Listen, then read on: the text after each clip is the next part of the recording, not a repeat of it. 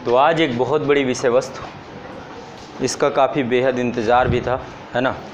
इसका पार्ट 1 आ चुका है। पार्ट 1 था प्राचीन भारत का इतिहास, जिसमें हमने यहाँ पर 103 क्लासेस में प्राचीन भारत के इतिहास को समाप्त किया था और उसका एक समरी वीडियो दिया था जिसमें 53 मिनट में पूरा प्राचीन भारत का इतिहास अच्छे से कंप्लीट किया गया था। आज की इस क्लास में यानी वो देखना अनिवार्य है, प्राचीन भारत का वो वीडियो, वो बहुत ही अनिवार्य तत्व है। यदि उसे देखने के बाद फिर आपको मेडिवल इंडिया आसानी से समझ में आएगी, इतिहास समझ में आ जाएगा। आज जो है मध्यकालीन भारत का इतिहास, है ना, मध्यकालीन भारत का इतिहास, और इस एक ही बोर्ड में एक ही क्लास में पूरा मध्यकालीन भारत का इतिहास आप समझेंगे नहीं, बल्कि आपके अंदर एक छवि बन जाएगी और एग्ज़ाम से जस्ट पहले, एग्ज़ाम से एक दिन पहले आप क्विक रिवीजन करके जाएंगे। तो ये मध्यकालीन भारत का इतिहास है। इसमें मैंने सब कुछ सम्मिलित करने का प्रयास किया है, इसमें कुछ भी नहीं छोड़ा गया। हर एक विषय वस्तु को, हर एक पहलू को, हर तरीके से टच किया है मैंने। तो ओवरऑल आपके अंदर एक आत्मविश्वास बढ़ेगा इसको कंप्लीट होने के बाद, और आप बहुत कुछ नई चीज़ें भी जान पाओगे जो कि इतिहास में नहीं पता। थोड़ा सा मैं ग्लिम्स दे देता हूँ। प्राचीन भारत का जो इतिहास था, प्राचीन काल का जो इतिहास था, उसको हमने प्रारंभ किया था मानव के उद्विकास से। जब मानव, ह्यूमन बीइंग प्रारंभ हुआ था, जब हमारे पूर्वजों का प्रारंभ हुआ था, उसके बाद मैंने सारी चीज़ें बताई थी। पाषाण काल के बारे में चर्चा हुई थी, पूरा पाषाण काल, मध्य पाषाण काल और नवपाषाण काल। इसके बाद एक क्रांति होती है जिसे नवपाषाण काल की क्रांति बोलते हैं। उस क्रांति में हुआ क्या, मानव ने कृषि का आविष्कार कर लिया, जिसके परिणाम स्वरूप मानव का जीवन स्थायी हो गया। नहीं तो पहले हम पशुओं की भांति यत्र तत्र भटकते रहते थे भोजन की तलाश में, है ना, जीवन को स्थिर बनाने के। तो पहले का जीवन अलग था। कृषि के आविष्कार ने हमें स्थिर बनाया और लगातार एक सभ्यता का जन्म हुआ। सिंधु घाटी सभ्यता, वैदिक सभ्यता, महाजनपद काल, है ना। इसके बाद हम लोगों ने धीरे धीरे नगरीकरण में प्रवेश कर लिया। वैसे सिंधु घाटी सभ्यता देखा जाए तो भारत का इतिहास उल्टा चला। पहले हम नगरीकृत थे, इसके बाद फिर ग्रामीण पृष्ठभूमि में आ गए, फिर नगरीकृत हुए। तो सबके रीज़न थे, वो सब चीज़ें प्राचीन भारत के इतिहास में आपने देखी। फिर मैंने मौर्यन ईरा पढ़ाया, मौर्योत्तर काल पढ़ाया, मौर्योत्तर काल के बाद गुप्त काल पढ़ाया, गुप्तोत्तर काल भी पढ़ाया। आज जो एक बहुत ही महत्वपूर्ण विषय वस्तु जो आमतौर पे इतिहास पे छोड़ दी जाती है, उसको भी मैंने यहाँ पे सम्मिलित की है, वो है पूर्व मध्यकाल। यानी कि मध्यकाल यानी मेडिवल इंडिया इतिहास को आमतौर पे देखा जाए, भारत के इतिहास को आमतौर पे देखा जाए तो भारत के इतिहास को हम 3 तत्वों पे विभाजित करते हैं: प्राचीन भारत का इतिहास, मध्यकालीन भारत का इतिहास और आधुनिक भारत का इतिहास। लेकिन प्राचीन और मध्यकालीन के बीच में एक समयावधि जिसे पूर्व मध्यकाल कहते हैं, समयावधि है 750 एडी से लेकर 1200 एडी तक की अवधि। ठीक है। मध्यकाल जो है वो 1200 से लेकर 707 एडी यानी औरंगजेब की मृत्यु तक की अवधि है। ठीक है। लेकिन मैंने यहाँ पर उत्तरकालीन मुगल के अंतर्गत 707 से लेकर 1857 तक के भी मुगल काल शासक लिए हैं। इसके अलावा यदि हम बात करें प्राचीन काल की, तो प्राचीन काल आपका 20 लाख BC से प्रारंभ होता है और 700 एडी तक आता है। काफ़ी लंबी अवधि है, देखा जाए तो सबसे बड़ी अवधि वही रही है। और आधुनिक काल जो हम पढ़ेंगे वो 707 के बाद से लेकर अब तक का समयावधि पढ़ेंगे, लगभग 1947 भारत की आज़ादी। उसके बाद के इतिहास को हम स्वतंत्रता के उपरांत भारत का इतिहास पढ़ते हैं, वो अलग दृष्टिकोण से पढ़ेंगे। तो मध्यकालीन भारत के इतिहास में दिल्ली सल्तनत ये पूरा युग रहेगा। देखिए 3 चरणों पे भारत का इतिहास 3 तरीके से देखा जा सकता है। एक तो उत्तर भारत का, है ना, उत्तर भारत का इतिहास सेपरेट देखेंगे। तो उत्तर भारत के इतिहास में दिल्ली सल्तनत था, है ना, दिल्ली सल्तनत था। उस समय दक्षिण में क्या चल रहा था ये भी देख लेंगे। ठीक है। दक्कन वाले रीजन में क्या चल रहा था ये भी देख लेंगे। तो ये तीनों भागों को हमें भारत के देख कर रखना है, एक भाग को पर्टिकुलर नहीं। तो ये सब चीज़ें मैंने प्राचीन काल के इतिहास में हर चीज़ समझाने का प्रयास किया है। वहाँ पे मैंने बताया कि प्रागैतिहासिक काल क्या है, आद्य ऐतिहासिक काल क्या है ना, और ऐतिहासिक काल क्या है, सारी चर्चाएँ हुई थी। मुगल काल भी देखेंगे और उत्तर मुगल कालीन और मराठाओं को भी मैंने यहाँ पर ले लिया है, ताकि आपका कम्प्रिहेंसिव मेडिवल इंडिया में कुछ बचे नहीं। ठीक है। तो अब जो है विषय वस्तु को प्रारंभ किया जाए बिना देर किए हुए। यदि मैं आपको याद दिलाऊं तो प्राचीन भारत का इतिहास का समाप्ति कहाँ पे हम करके गए थे, हर्षवर्धन के काल की समाप्ति के बाद। गुप्तोत्तर काल देख रहे थे, उसमें हर्षवर्धन की जैसी ही मृत्यु होती है उसके बाद पूरा भारत छोटे छोटे भागों में विभाजित हो जाता है ना। और उस काल सामंतवाद का उदय होता है, सामंतवाद का उत्कर्ष होता है। उसी समयावधि को हम क्या बोलते हैं? राजपूत काल बोलते हैं, है ना। तो प्राचीन काल के बाद शुरू होता है आपका पूर्व मध्यकाल, यानी कि मध्यकाल से पहले की अवधि, जिसको 750 से 1200 एडी में रखा जाता है। तो पूर्व मध्यकाल में हुआ क्या क्या? सबसे पहली चीज सामंतवाद का उत्कर्ष हुआ। पूर्व मध्यकाल में सामंतवाद का उत्कर्ष का काल था ये, ठीक है। और मोस्ट इंपॉर्टेंट, उत्तर भारत में अधिकांश राजपूत जो थे उनका यहाँ पर उदय हुआ। अब ये राजपूत कौन कौन से थे? मैंने बताया, यहाँ पे गुर्जर प्रतिहार वंश, गहडवाल वंश, अजमेर के चौहान वंश, पंजाब और अफगानिस्तान के शाही वंश, कश्मीर के राजवंश, ठीक है। इसके अलावा गुजरात में चालुक्य और सोलंकी थे, बुंदेलखंड वाले क्षेत्र में चंदेल थे, मालवा वाले क्षेत्र में परमार थे, त्रिपुरी के कलचुरी थे, है ना, त्रिपुरी के कलचुरी थे। बंगाल में पाल शासक थे, फिर बंगाल में पाल के बाद सेन शासक आए। फिर देखा जाए तो जी दक्षिण में जाते हैं तो बादामी के चालुक्य, कल्याणी के चालुक्य और वेंगी के चालुक्य, ठीक है, ये अलग अलग है। इसके बाद राष्ट्रकूट शासक, त्रिकोणी संघर्ष पढ़ेंगे। त्रिकोणी संघर्ष तीन महान शक्तियों के बीच में हुआ। वो कौन कौन सी थी? राष्ट्रकूट, गुर्जर प्रतिहार और पाल शासक, ठीक है। एक सत्ता संघर्ष चला लंबे समय तक, 6 चरणों में हुआ था, चर्चा करेंगे इसकी भी। इसके बाद जो है चोल वंश, ये आपका दक्षिण वाला क्षेत्र है चोल वंश। और इसके बाद जो है आपका चोल चालुक्य वंश, पांड्य वंश, बारंगल के काकतीय वंश, द्वार समुद्र के होयसल, ठीक है। यहाँ तक की बात है, यहाँ तक की बात है। इतने में आपका ये पूर्व मध्यकाल समाप्त हो जाता है। इसके बाद क्या होगा? भारत में एक धार्मिक सुधार आंदोलन मध्यकाल में भी चला। धार्मिक सुधार आंदोलन मध्यकाल में भी चला, जिसे हम क्या बोलते हैं? भक्ति काल। भक्ति काल और सूफी युग आरंभ हुआ था दक्षिण भारत से, इसका प्रसार हो गया पूरे भारत में, ठीक है। आरंभ हुआ था दक्षिण भारत में, प्रसार हो गया पूरे भारत में। तो भक्ति आंदोलन देखेंगे। इसके बाद हम लोग कुछ पर्टिकुलर धर्म जो उस समय विकसित हुए मध्यकाल में, जैसे कि सिखिज्म हो गया। हम प्राचीन काल में जाते हैं तो बौद्धिज्म और जैनिज्म मिलता है, 64 संप्रदाय, 64 संप्रदाय मिलते हैं। यहाँ पर हमको सिखिज्म है। महाराष्ट्र धर्म, ये भी क्या एक अलग धर्म था, इसको भी समझेंगे क्योंकि मैंने इसे पढ़ाया है, ठीक है। इसके अलावा सूफी आंदोलन के अंतर्गत मैं आपको एक एक सूफी सिलसिले बताऊंगा। जितने भी सिलसिले हैं उनमें से कौन उनका संस्थापक रहा है, उनका सेंटर क्या था, और भी जो चीज़ें होंगी वो भी चर्चा हो जाएगी। इस्लाम का उदय कहाँ पे हुआ था? मक्का में हुआ था। फिर अरब भारत में आए, अरबों का आक्रमण हुआ। अरबों के बाद भारत में तुर्क आए, तुर्कों का आक्रमण हुआ। इसके बाद जो है महमूद गजनबी, मोहम्मद गौरी, ये तुर्क आक्रमण के अंतर्गत ही हैं। इसके बाद भारत में मध्यकालीन भारत का इतिहास प्रारंभ होता है। यहाँ तक है पूर्व मध्यकाल, मोहम्मद गौरी के आक्रमण तक पूर्व मध्यकाल है। हम इंटर करेंगे दिल्ली सल्तनत में, दिल्ली सल्तनत में इंटर करेंगे, जिसमें हम देखेंगे कि कई सारे वंश हैं जो दिल्ली सल्तनत, जैसे कि दास और गुलाम वंश, खिलजी वंश, तुगलक वंश, ठीक है। इसके बाद एक आक्रमण होता है विदेशी आक्रमण, तैमूर अलंग का आक्रमण, है ना। उसके बाद जो है सैयद वंश, ये भी दिल्ली सल्तनत के अंतर्गत है। और अंतिम है लोधी वंश, ठीक है। ये वंश देखेंगे दिल्ली सल्तनत में। और तत्पश्चात हम दक्षिण भारत की ओर मूव करेंगे कि उस समय दक्षिण भारत में क्या चल रहा था। उसी दौरान खानदेश को देखेंगे, यहाँ पे कौन था, कौन शासक था, क्या इंपॉर्टेंट चीज़ें हैं। बहमनी साम्राज्य, बरार, बीजापुर, अहमदनगर, इनके बारे में चर्चा करेंगे, ठीक है। इसके बाद जो है गोलकुंडा, बीदर, विजयनगर साम्राज्य, जिनके बारे में चर्चा करेंगे। इसके बाद जो है मध्यकालीन भारत का जो आत्मा है वो मुगल काल है, ठीक है। मुगल काल है, चरमोत्कर्ष का काल है, भारत के एकीकरण का काल है, और भारत के एकीकरण के साथ साथ भारत के विखंडन का भी काल है। हर चीज़ देखेंगे इसमें। बाबर हो गया, हुमायूं हो गया, हुमायूं भारत से फिर चला गया, मुगल काल स्थापित होते ही समाप्त हो गया, सूरवंश आ गया। कुछ समय के लिए शेरशाह सूरी ने मुगलों को भारत से खदेड़ दिया, ठीक है। तदुपरांत फिर से बाउंस बैक करते हुए हुमायूं आया, है ना। कुछ ही एक साल ही जिंदा रहा था उसके बाद उसका बेटा अकबर आता है, जिसका स्वागत भारत में किससे होता है? पानीपत के द्वितीय युद्ध से, है ना। वो सब चर्चाएं होंगी। जहांगीर के बारे में पढ़ेंगे, शाहजहां के बारे में पढ़ेंगे, औरंगजेब के बारे में पढ़ेंगे। इसके बाद उत्तरकालीन मुग़ल शासकों के बारे में पढ़ेंगे, जिसमें से बहादुर शाह प्रथम, जहांदार शाह, सारे शासक जितने हैं, बहादुर शाह द्वितीय तक जाएंगे।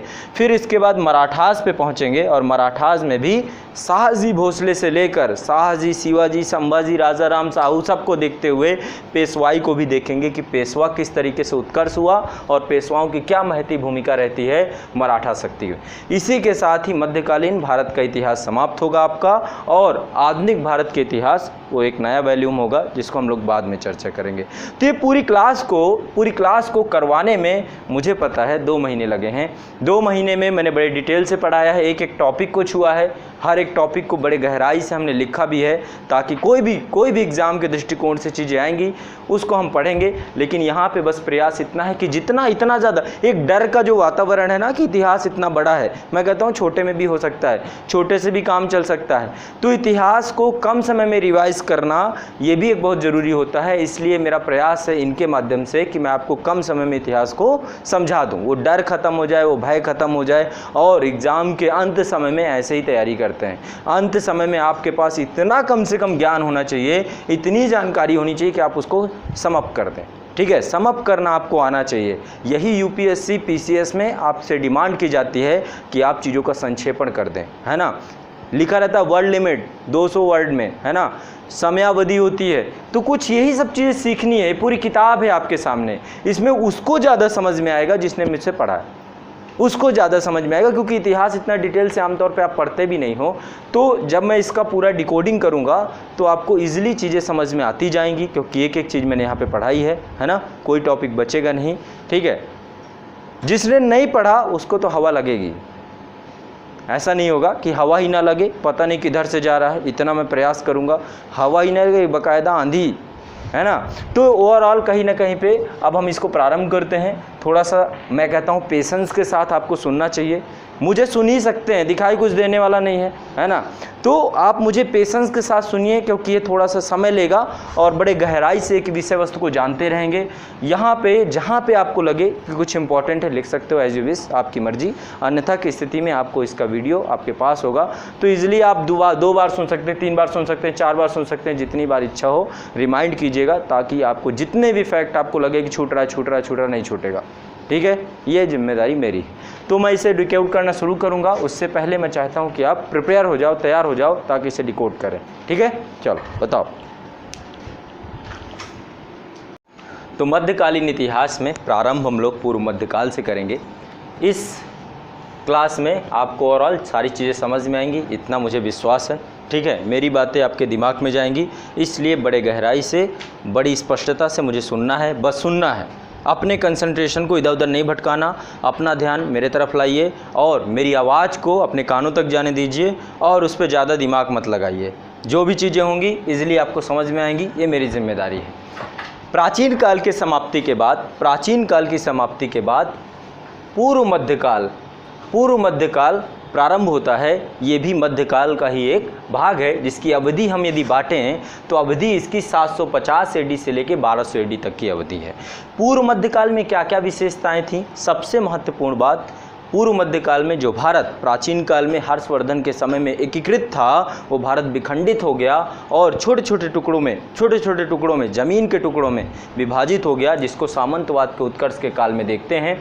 उत्तर भारत में अधिकांश राजवंश जो थे वो राजपूत कहलाए, और यहीं से राजपूत कालीन इतिहास प्रारंभ होता है, जो कि लगभग भारत में 500 वर्षों तक चलता है। ठीक है, चंद्रबरदाई बहुत ही महत्वपूर्ण राइटर हैं, इन्होंने एक बुक लिखी है, पृथ्वीराज रासो दरबारी कवि थे। ठीक है, शकंबरी के चौहानों के दरबार में रहते थे, पृथ्वीराज राय पिथौरा के दरबार पे रहते थे। इन्होंने एक बुक लिखी है पृथ्वीराज रासो, और उसमें बताया इन्होंने कि जो राजपूत थे ये वशिष्ठ के द्वारा अग्निकुल से उत्पन्न थे, है ना। आबू पर्वत पे वशिष्ठ ने क्या किया, यज्ञ किया, उससे 4 लोग पैदा हुए, 4 राजपूत वंश पैदा हुए, चौहान, चालुक्य, परमार, प्रतिहार। ठीक है, बाकी इतिहासकारों में बड़ा मतभेद है। कुछ इतिहासकारों का क्या कहना है, कुछ इतिहासकारों का मानना है कि जो राजपूत थे ये जो विदेशी जातियाँ आई थी उन्हीं के मिश्रण से बने थे। ऐसे बहुत सारे मतभेद हैं, मैंने डिटेल से उन चीज़ों को पढ़ाई हैं, ज़रूरी इतना ही है, ये ध्यान रखिएगा अग्निकुल से उत्पन्न का सिद्धांत चंद्रवरदाई की पृथ्वीराजों में मिलता है। पृथ्वीराज राजसो ज़्यादा प्रमाणिक पुस्तक नहीं है, ठीक है, उसमें बहुत सारी कपोल कल्पित कल्पनाएं की गई हैं जो कि इतिहास के लिए बहुत प्रमुख विषय नहीं होती, लेकिन फिर भी जानकारी तो मिलती है। ठीक, नेक्स्ट अब हम लोग एक एक जितने भी राजपूत काल के सामंत थे जिन्होंने स्वतंत्र शासक के रूप में अपने आप को स्थापित किया, उनके बारे में जानते चले जाएंगे। जितना ज़रूरी होगा उतना ही बताऊंगा, बाकी डिटेल में पढ़ना हो तो बहुत कुछ बाकी है मेरे पास। गुर्जर प्रतिहार वंश बहुत ही इंपॉर्टेंट वंश था, ठीक है। 730 एडी से लेकर के 944 एडी तक ये इनका टाइम पीरियड रहा है, ठीक है। और ये गुर्जरों से संबंधित शाखा थी। गुर्जरों से संबंधित शाखा होने के कारण इसे गुर्जर प्रतिहार वंश कहा गया है, जिसका केंद्र कन्नौज था, राजधानी कन्नौज थी। कन्नौज उत्तर प्रदेश में ही पड़ता है, इत्र नगरी के रूप में आधुनिक काल में हम जानते हैं। इसका संस्थापक कौन था? गुर्जर प्रतिहार वंश का फाउंडर कौन था? नागभट्ट प्रथम, ठीक है। नागभट्ट प्रथम द्वारा गुर्जर प्रतिहार वंश की स्थापना की गई। इसमें प्रमुख शासक की बात करें तो एक बहुत इंपॉर्टेंट शासक है मिहिर भोज, ठीक है। इसने आदि वराह की उपाधि धारण की थी, ये क्वेश्चन भी आया था, है ना। आदि वराह की उपाधि धारण की थी, और एक और उपाधि है इसकी प्रभास की उपाधि भी इसने धारण की थी। इसके अलावा महेंद्रपाल प्रथम और महिपाल प्रमुख ये शासक थे। अब इनका नाम आएगा अभी जब हम त्रिकोणी युद्ध देखेंगे, त्रिकोणी संघर्ष देखेंगे, है ना। उस त्रिकोणी युद्ध में 3 लोग थे, 3 शक्तियां थी, राष्ट्रकूट, गुर्जर प्रतिहार और पाल, जिनमें से नागभट्ट का भी नाम आएगा, वत्सराज का भी नाम आएगा, महेंद्रपाल का भी नाम आएगा, महिपाल। इन शासकों ने वहाँ पर जो है अपनी भूमिका उस युद्ध में ये लोग जुड़े रहे हैं, ठीक है। नेक्स्ट वंश है गहड़वाल वंश, गहड़वाल वंश, ठीक है। समयावधि बहुत ज़्यादा नहीं है, 1085 से 1194 एडी, लगभग 100 साल की अवधि रही इनकी, ठीक है। संस्थापक कौन था? संस्थापक था चंद्रदेव, ठीक है। प्रमुख शासक सब जानते हैं, गोविंद चंद बहुत ही मोस्ट इंपॉर्टेंट शासक, विजय चंद्र और जयचंद के बारे में तो सभी जानते हैं। जयचंद्र वही व्यक्ति है जिसकी बहन संयोगिता, है ना, संयोगिता स्वयंवर के बारे में हम जानते हैं। इसकी बहन संयोगिता और पृथ्वीराज चौहान दोनों के बीच वो विवाद का कारण भी बना, है ना। और अंततोगत्वा इसी समय पे मोहम्मद गौरी भारत में आक्रमण कर रहा था। तराइन के द्वितीय युद्ध में, प्रथम युद्ध में इसने उसकी सहायता भी की, लेकिन चंदावर के युद्ध में मोहम्मद गौरी से पराजित हो गया और गहड़वाल वंश समाप्त हो गया, ठीक है। इसके बाद नेक्स्ट हैं अजमेर के सकंबरी चौहान, ठीक है। सकंबरी चौहानों की बात करें तो कई शासक हैं इसमें, ठीक है। जो इंपॉर्टेंट है उन्हीं की चर्चा कर लेते हैं तो ज़्यादा बेहतर होगा। एक विग्रह राज हैं, ठीक है, विग्रह राज चतुर्थ, ये विसल देव इनका नाम है। इन्होंने एक नाटक लिखा है हरिकेल नाटक, ये इंपॉर्टेंट है, ये भी शासक हैं, ठीक है। इसके अलावा अन्य शासकों में वाकपति राज प्रथम और सिंहराज, लेकिन एक आदमी का नाम सब जानते हैं, पृथ्वीराज चौहान का, ठीक है। यही पृथ्वीराज चौहान, ये पृथ्वीराज तृतीय था। 3 पृथ्वीराज हुए हैं चौहानों में। तीसरा जो पृथ्वीराज था इसको राय पिथौरा भी कहते थे। इसी के समय में मोहम्मद गौरी भारत आया और 2 युद्ध हुए। तराइन का प्रथम युद्ध जिसमें पृथ्वीराज विजयी रहा, दूसरा युद्ध हुआ तराइन का द्वितीय युद्ध 1192 में जिसमें पृथ्वीराज पराजित हुआ। और भारत में दिल्ली सल्तनत की स्थापना से पहले तुर्क सफल रूप से भारत में आ गए और इस्लाम का स्थायी रूप से आगमन हुआ इस बार, ठीक है। ये बहुत इंपॉर्टेंट युद्ध था, तराइन का द्वितीय युद्ध।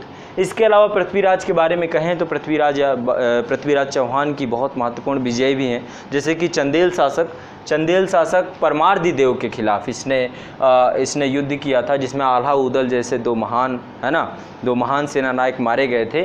तो ये रहा आपका अजमेर का सकंबरी वंश।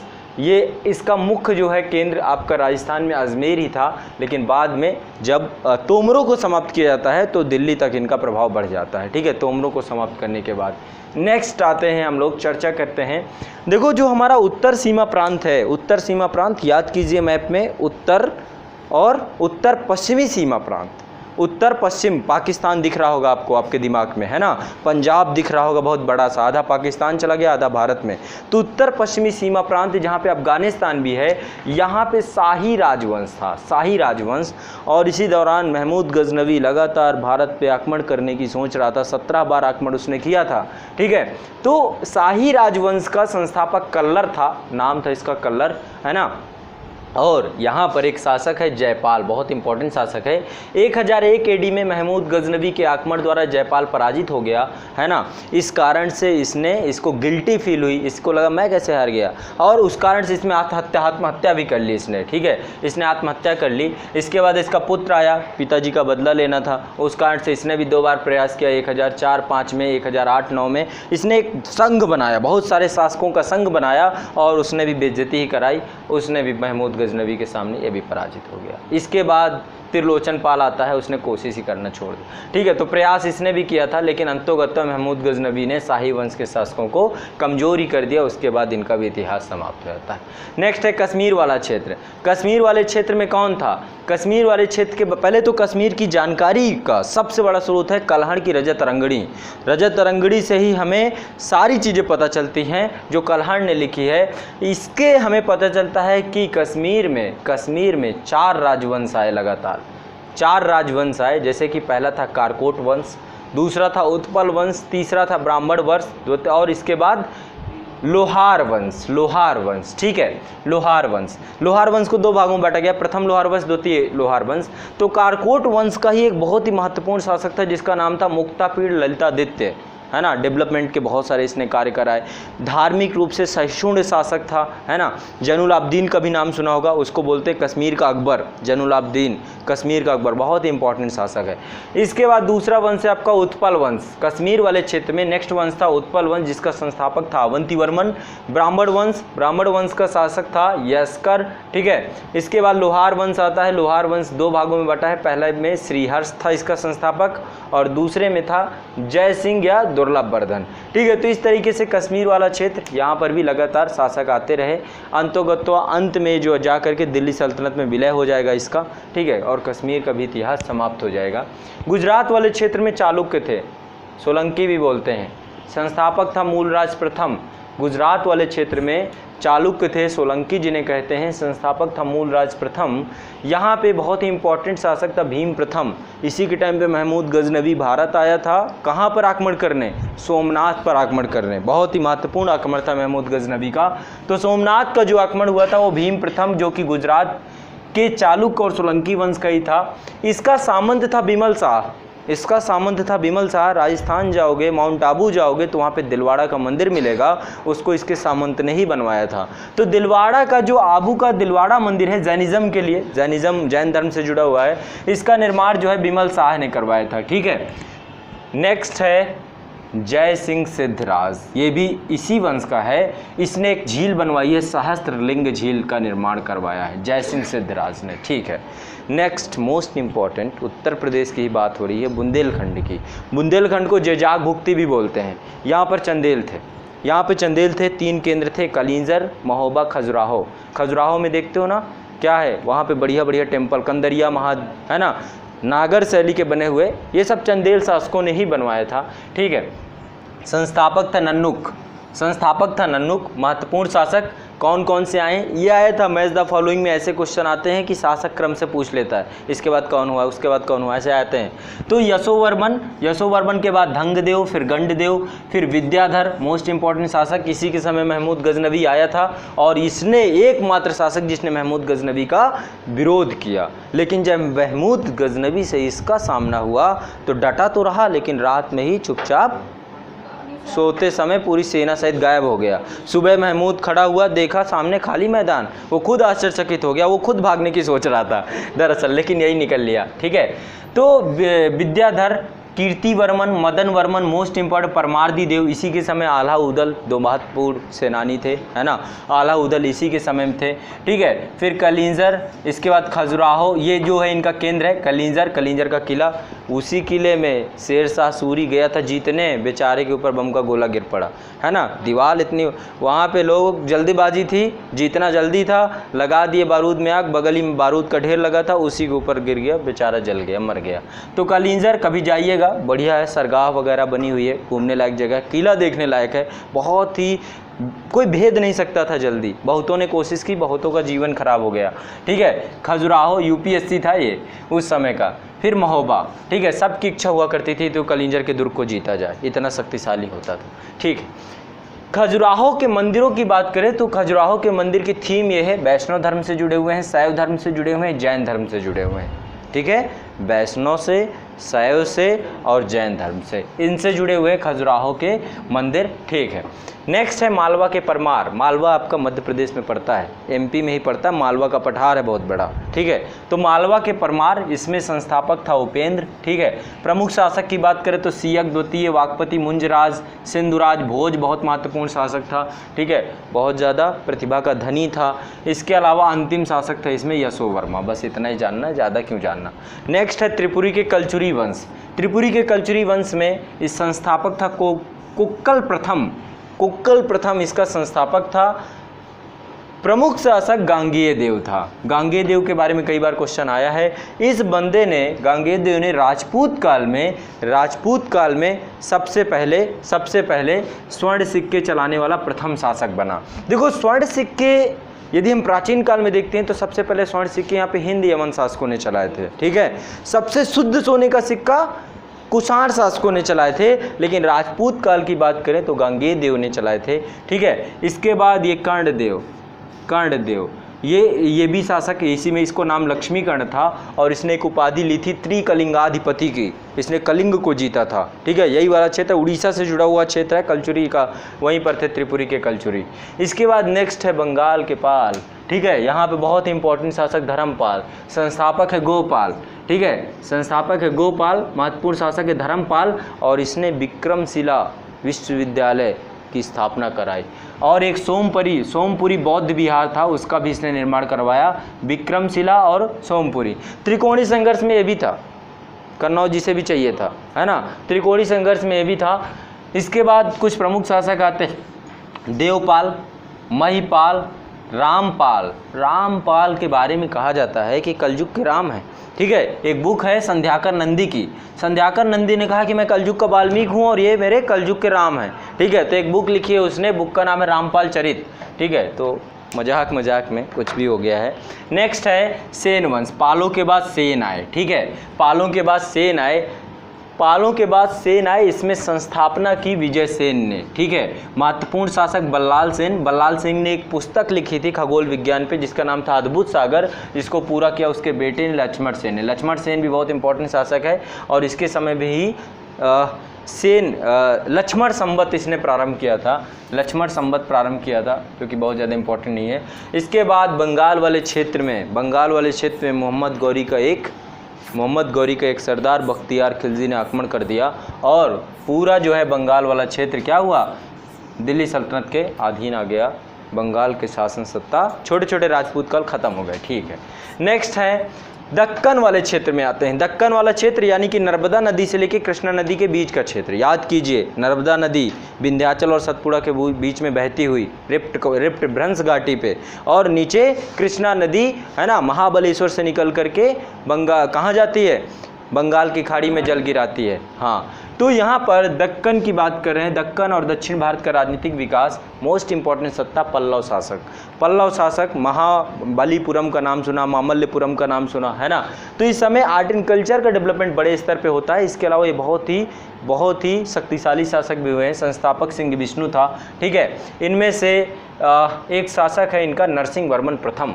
ठीक है, महेंद्र वर्मन है इस समय भी, जो आर्ट एंड कल्चर उन्होंने स्थापित किया, जैसे रथास बनवाए। ठीक है, आप जाइए महाबलीपुरम घूम के आइए, वहाँ पे 5 रथ रखे हुए हैं। ठीक है, तो उस समय एकास में एक ही पत्थर को तराश करके एक जो संरचना निर्माण का कार्य प्रारंभ हुआ उसे रथ कहते थे। ठीक है, तो महेंद्र वर्मन मामल्य शैली यहाँ प्रारंभ होती है। एक पर्सन है जिसका नाम है नरसिंह वर्मन प्रथम, बहुत प्रतापी शासक था। इसने पुलकेशिन द्वितीय को क्या किया, ठीक है, मार दिया, पराजित कर दिया। ठीक है, पुलकेशिन द्वितीय को पराजित कर दिया और इसने बातापी कोंड की उपाधि दी। पुलकेशिन द्वितीय कौन था, बादामी चालुक्य का शासक था जिसने हर्षवर्धन को हराया था, बहुत इंपॉर्टेंट शासक था।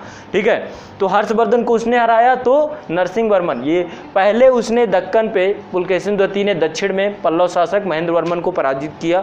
ठीक है, उसके बेटे ने क्या किया, उसके बेटे ने बातापी में घर में घुस के उसको भी मारा। ठीक है, नेक्स्ट है नरसिंह वर्मन द्वितीय के समय में देखिए प्रथम के समय में प्रथम ने वातापी कोंडी की उपाधि धारण की थी, इसमें गड़बड़ मत कर दीजिएगा। नरसिंह वर्मन द्वितीय ने राजसिंह शैली का विकास किया। राजसिंह शैली आर्ट एंड कल्चर की शैली है, स्थापत्य की शैली है, मैंने ये सब चीज़ें डिटेल से पढ़ाई हैं, ठीक है। कांची का कैलाशनाथ मंदिर बहुत इंपॉर्टेंट है, ये इसने बनवाया। महाबलीपुरम का तटीय मंदिर भी इसने बनवाया, ठीक है। ये सब द्रविड़ शैली के मंदिर हैं, द्रविड़ शैली का यहीं से उत्कर्ष होना प्रारंभ होता है, ठीक है। द्रविड़ियन शैली मंदिर निर्माण कला की एक शैली है, मैंने 3 शैली बताई थी, नागर शैली, बेसर शैली और द्रविड़ शैली। तो द्रविड़ शैली जो है यहाँ पर, ठीक है। नंदवर्मन द्वितीय, इसका चयन प्रजा द्वारा हुआ था। अपराजित, नाम था अपराजित, हो गया पराजित।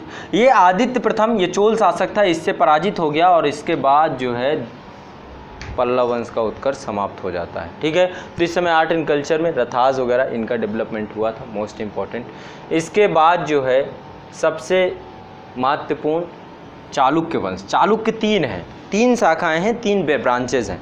पहले हैं कल्याणी के चालुक्य, दूसरे हैं बेंगी के चालुक्य, उससे पहले हैं बादामी के चालुक्य, ठीक है। तो बादामी के चालुक्य शासकों में से जो संस्थापक है उसका नाम है पुलकेशिन प्रथम। उसका नाम तो जयसिंह था, लेकिन नाम उपाधि धारण पुलकेशिन द्वितीय के नाम से गद्दी पर बैठा। पुलकेशिन द्वितीय दूसरा शासक है, पुलकेशिन प्रथम के बाद आया पुलकेशिन द्वितीय, मोस्ट इंपॉर्टेंट शासक। इसमें अहोल अभिलेख से इसके बारे में जानकारी मिलती है। अहोल अभिलेख लिखा किसने? अहोल अभिलेख इसके दरबारी रवि कीर्ति की एक प्रशस्ति है, प्रशंसा पत्र है, अपने शासक के लिए प्रशंसा लिखा उसने। जैसे कि समुद्रगुप्त की प्रयाग प्रशस्ति किसने लिखी है? हरिसेन, उसका दरबारी कवि हरिसेन द्वारा लिखी गई थी, ठीक है। तो इसने क्या किया, इसने हर्ष को पराजित कर दिया और दक्षिणेश्वर की उपाधि ली। दक्षिणेश्वर और परमेश्वर की उपाधि ली कि दक्षिण में मुझसे बढ़ के कोई नहीं। फिर इसके बाद नरसिंह वर्मन ने बताया कि अब आओ हम बताते हैं, ठीक है। तो यहाँ पे दक्षिणेश्वर और परमेश्वर की उपाधि ली। पल्लव शासक नरसिंह वर्मन द्वारा पुलकेशिन द्वितीय की हत्या कर दी गई और पल्लव नरसिंह वर्मन ने वातापी कोंडी की उपाधि ले ली, ठीक है। ये थे बादामी के चालुक्य। बादामी के बाद कल्याणी के चालुक्य आते हैं। संस्थापक इस समय तैलप द्वितीय था और तैलप द्वितीय ने क्या किया, राष्ट्रकूट राजा, अभी राष्ट्रकूट वंश यहाँ पे आएगा, चर्चा करेंगे। राष्ट्रकूट राजा कर्क द्वितीय को पराजित किया, पदच्युत किया, उसकी हत्या कर दी और चालुक्य वंश की कल्याणी शाखा की स्थापना की। राजधानी बनाई मान्यखेट, ठीक है, राजधानी बनाई मान्यखेट। राष्ट्रकूटों की राजधानी मान्यखेट ही थी, तो राजधानी बनाई मान्यखेट, ठीक है। और प्रमुख शासक है इसमें सोमेश्वर प्रथम, सोमेश्वर द्वितीय और विक्रमादित्य चतुर्थ, विक्रमादित्य श्रेष्ठम, ठीक है। नेक्स्ट आते हैं वेंगी के चालुक्य। वेंगी के चालुक्यों की जो स्थापना करने वाला व्यक्ति है वो पुलकेशिन द्वितीय का भाई ही था। अपने भाई से देखा कि भाई तो बड़ा शक्तिशाली है, जीत ना पाऊंगा, उसने अपनी अलग से अपना अलग एक शाखा बनाई, वेंगी का चालुक्य वंश। विष्णुवर्धन नाम था इसका, पुलकेशिन द्वितीय का भाई था, ठीक है। प्रमुख शासक विजयादित्य द्वितीय थे, इसने परम भट्टारक महाराजाधिराज की उपाधि ली थी विजयादित्य द्वितीय ने। और एक शासक था भीम प्रथम, ठीक है। इसके बाद अंत में जब लास्ट समय आया, शासक सत्ता कमजोर हो गई, तो वेंगी के चालुक्यों को चोल राज्य में मिला लिया गया, ठीक है। नेक्स्ट शासक आते हैं राष्ट्रकूट वंश। ये सब अभी आपका पूर्व मध्यकाल ही चल रहा है, हर जगह पे छोटे छोटे टुकड़ों में विभाजित है। उत्तर में अलग अलग, बंगाल वाले क्षेत्र में कोई और है, परमार वाले मालवा वाले क्षेत्र में कोई और है। अब हम दक्षिण में देख रहे हैं, तो दक्षिण में राष्ट्रकूट का संस्थापक है दंती दुर्ग, नाम याद रखिएगा, पूछता है, नाम है दंती दुर्ग। राजधानी और केंद्र है इनका मान्यखेट, ठीक है। प्रमुख शासक हैं कृष्ण प्रथम, गोविंद द्वितीय, ध्रुव गोविंद तृतीय, अमोघ वर्ष कृष्ण प्रथम और द्वितीय, ठीक है। इसमें क्या है, शासक एक ही, नाम प्रथम द्वितीय तृतीय बहुत ज़्यादा है। कृष्ण ही 3 है, गोविंदी 2-3 है, ठीक है, अमोघ वर्ष, ध्रुव 2-3 है। तो क्या करना, 1 ही 2 बस याद रखिए। इसमें से ध्रुव ये भी त्रिकोणी संघर्ष में था। त्रिकोणी संघर्ष में राष्ट्रकूट थे, पाल थे और प्रतिहार थे। तो इसमें ध्रुव था, गोविंद द्वितीय था, ठीक है। यहाँ से दक्षिण भारत से जाते थे और जाने के बाद पूरा उत्तर भारत की सत्ता को चेंज कर देते थे। फिर वापस लौटना पड़ता था क्योंकि साम्राज्य दूर था, वापस लौटते थे तो फिर वहाँ फिर संघर्ष हो जाता था। जैसे ही संघर्ष होता था फिर पहुँच जाते थे और पहुँच जाके अभी राष्ट्रकूट वही देखेंगे। तो यहाँ पर इनके समय में कन्नड़ साहित्य के त्रिरत्न, इनका नाम क्या है, पंप, पोन्न और रन्न। पंप, पोन्न और रन्न, ये 3 कन्नड़ साहित्य के त्रिरत्न कहे जाते हैं। इन्हीं के दरबार कृष्ण तृतीय के संरक्षण में ही थे, पंप और पोन्न, ठीक है। रन्न बाद में जुड़ता है तीसरा नाम, लेकिन पंप और पोन्न कृष्ण तृतीय के दरबार में ही थे, ठीक है। अब बात करते हैं त्रिकोणी संघर्ष की, ठीक है, त्रिकोणी संघर्ष की। जैसे होता है ना त्रिकोणीय श्रृंखला क्रिकेट में, वैसे ही कुछ था ये। केंद्र था एक ही, केंद्र था एक, वो था कन्नौज। ठीक है, कन्नौज एक व्यापारिक केंद्र के रूप में ही नहीं उभरा, बल्कि आर्थिक और सांस्कृतिक महत्व उसका बहुत ज़्यादा था, जिस कारण से कन्नौज पे सबकी नज़रें लगी हुई थीं। 3 प्रमुख शक्तियाँ, जिनमें से प्रतिहार वंश, पाल वंश और राष्ट्रकूट वंश, इन तीनों ने कन्नौज के लिए संघर्ष प्रारंभ किया, जिनमें से 6 चरणों में पूरा युद्ध हुआ। ठीक है, ऊपर युद्ध होता था वत्सराज, जो कि गुर्जर प्रतिहार का शासक था, धर्मपाल, दोनों के बीच में युद्ध हुआ। गुर्जर प्रतिहार वालों ने इनको हराया, इसके बाद दक्षिण भारत से राष्ट्रकूट पहुंच जाते थे, वो उनको हरा देते थे, इसके बाद फिर वापस लौट आते थे, इसके बाद फिर दोनों में युद्ध होता था, फिर इसके बाद वही कहानी होती थी। तो इसको मैंने काफ़ी डिटेल से त्रिकोणीय संघर्ष लिखवाया है। सत्ता संघर्ष था ये, निश्चित तौर पे सत्ता संघर्ष था, और लंबे समय तक संघर्ष के कारण सभी शासकों की ऊर्जा समाप्त हो जाती है, क्षय हो जाती है, और अंतोगत्वा त्रिकोणीय संघर्ष समाप्त हो जाता है। अंतिम रूप से देखा जाए तो मजबूत कौन बना? अंतिम रूप से देखो, अमोघ वर्ष बाद में आता है। अमोघ वर्ष का साम्राज्य विस्तार से कोई मतलब नहीं था, जो राष्ट्रकूट शासक था अमोघ वर्ष, उसने छोड़ दिया। लेकिन जो प्रतिहार शासक था, प्रतिहार शासक में महेंद्रपाल और महीपाल, इन दोनों की बहुत प्रमुख भूमिका रहती है। ठीक है, अलग बात है। नेक्स्ट है चोल वंश। अब सबसे दक्षिण में चलते हैं, चोल, चेर, पांडे। ठीक है, ये सब हमने संगम काल में पढ़ा था, प्राचीन काल में, संगम काल में, प्राचीन काल में हमने चोल वंश पढ़ा था। लेकिन चोल वंश का फिर से उत्कर्ष होता है, चोल वंश का पूर्व मध्यकाल में फिर से उत्कर्ष होता है, जिसका संस्थापक विजयालय था, राजधानी उरैयूर थी, राजधानी उरैयूर थी। प्रमुख शासक सब जानते हैं, राजराज प्रथम का नाम कौन नहीं जानता, राजेंद्र चोल का नाम कौन नहीं जानता। राजेंद्र चोल तो उत्तर भारत तक घुस आया और इसने गंगा तक पहुंचा, और इसने एक उपाधि ली गंगई कोंड चोलपुरम की, इसी को अपनी राजधानी बनाया। ठीक है, तो गंगा तक पहुंच करके इसने खदेड़ दिया। इसके बाद एक और था राजेंद्र चोल, ये राजेंद्र चोल प्रथम अलग है, ये दूसरा राजेंद्र चोल है। इसने बंगाल की खाड़ी को चोल झील में बदल दिया, बंगाल की खाड़ी को चोल झील में बदल दिया। इसने बंगाल की खाड़ी के 12 द्वीपों पर अधिकार कर लिया, हर जगह चोल, चोल किसका है? चोल, अंडमान निकोबार द्वीप समूह, सभी द्वीपों पर अधिकार कर लिया।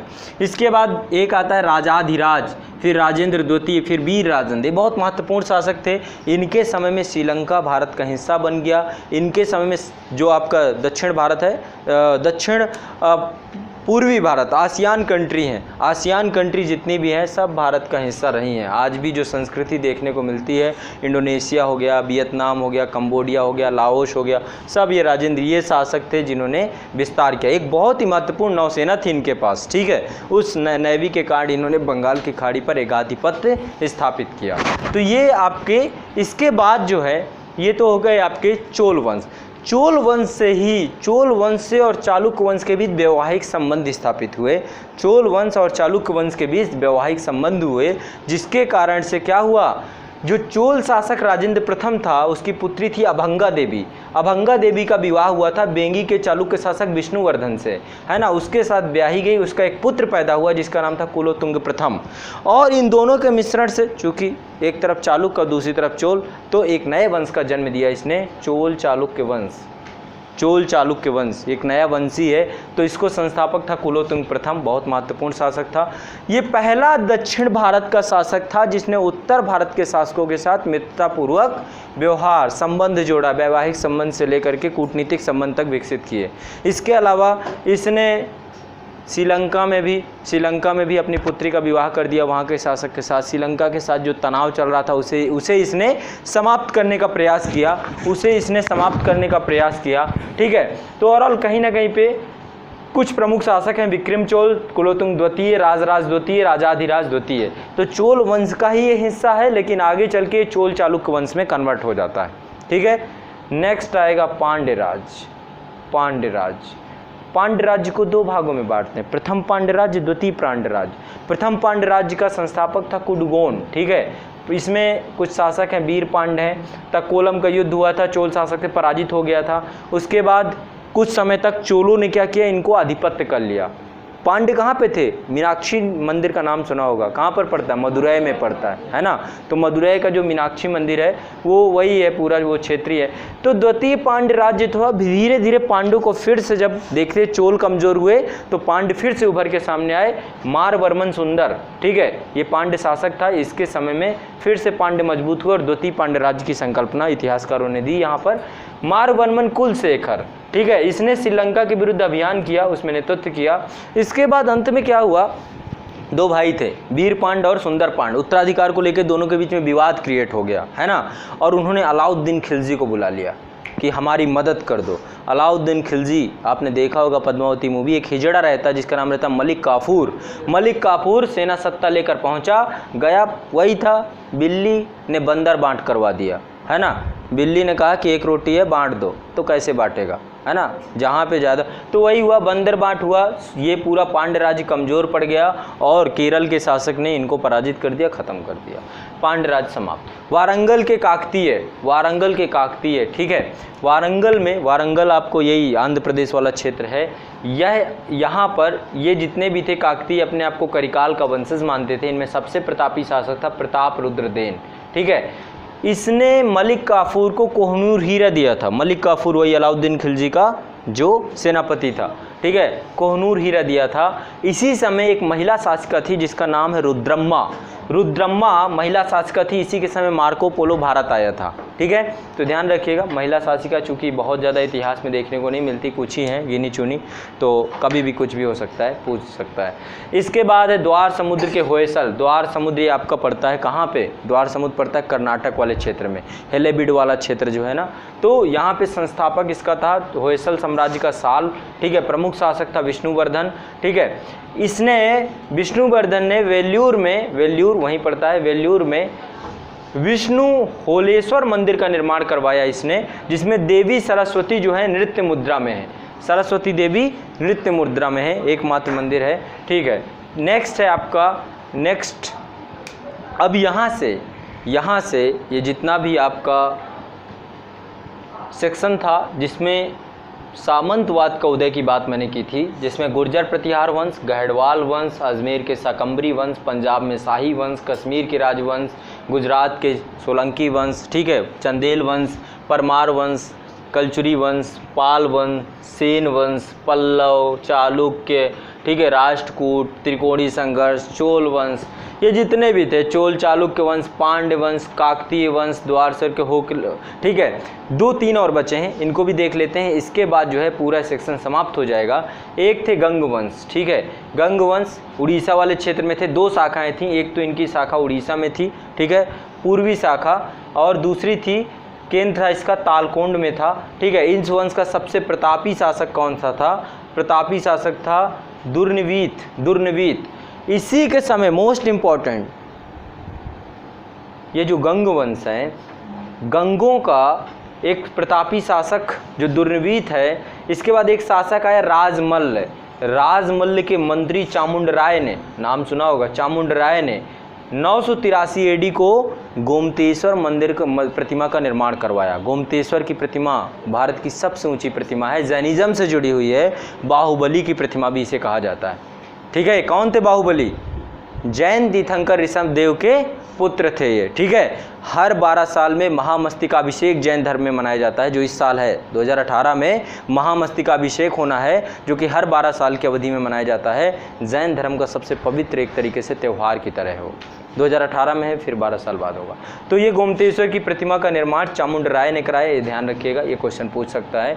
इसके बाद देवगिरी वाले क्षेत्र में, देवगिरी मैंने पढ़ाया है, देवगिरी वाला क्षेत्र है ना, साउथ इंडिया में जब जाते हैं, अलाउद्दीन खिलजी जब अपने चाचा का नाम क्या था, जलालुद्दीन फिरोज खिलजी, उससे पहले देवगिरी को ही लूट के आया था, और जब चाचा पैसा लेने गया तो चाचा को मार दिया।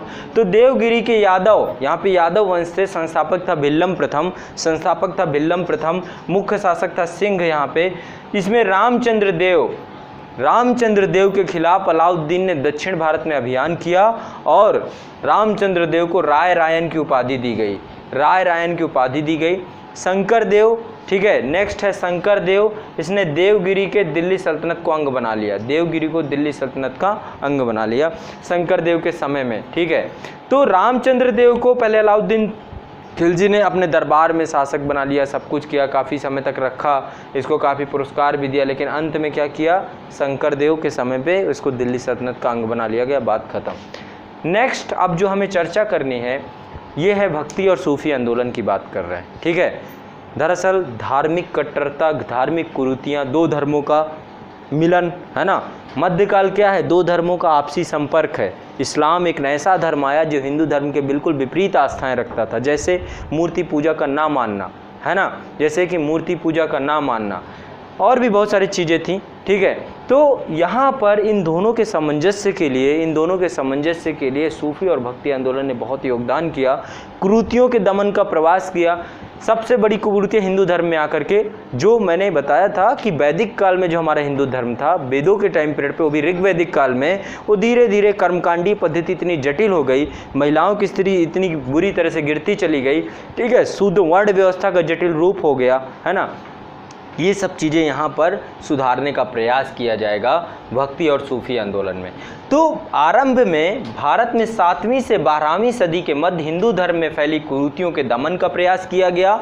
ईश्वर की एकता, बहुदेववाद हो गया था, कोई किसी की भी पूजा कर रहा था, है ना। तो ईश्वर को एक बताने का प्रयास किया गया कि ईश्वर एक ही, अद्वैतवाद की संकल्पना की गई, ब्रह्म और ईश्वर एक की बात की गई। तो ईश्वर की एकता की बात हुई, ईश्वर के प्रति आत्मसमर्पण की बात हुई, मानवतावादी दृष्टिकोण की बात हुई, और धार्मिक सरलता की बात की गई कि धर्म को सरल बनाया जाए, धर्म को इतना कॉम्प्लेक्स ना बना दिया जाए, ठीक है। शंकराचार्य बहुत ही महत्वपूर्ण नाम है। उस समय बौद्ध धर्म, जैन धर्म अपने उत्कर्ष में था, हिंदू धर्म का पतन की ओर था।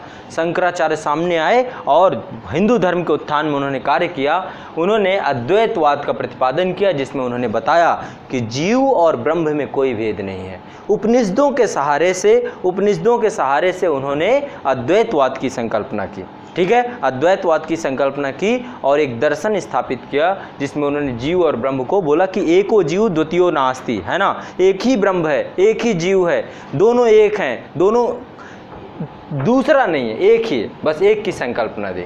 तो शंकराचार्य ने 4 मठों की स्थापना भी की थी, है ना।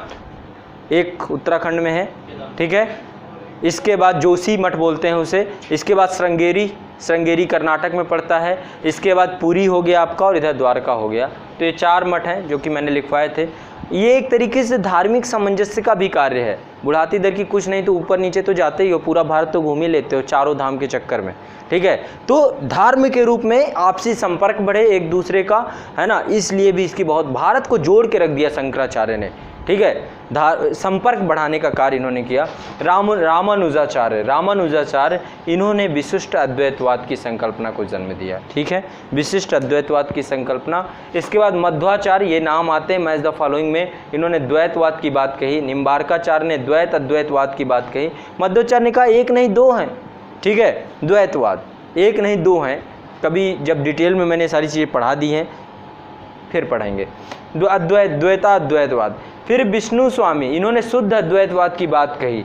इसके अलावा भक्ति आंदोलन के समय आपको नाम याद होगा, क्या नाम था उनका, रामानंद और उनके शिष्य कबीर, है ना, कबीर, रैदास, है ना, उनके जितने भी 12 शिष्य थे, उन्होंने भक्ति आंदोलन में बहुत महत्वपूर्ण कार्य किया।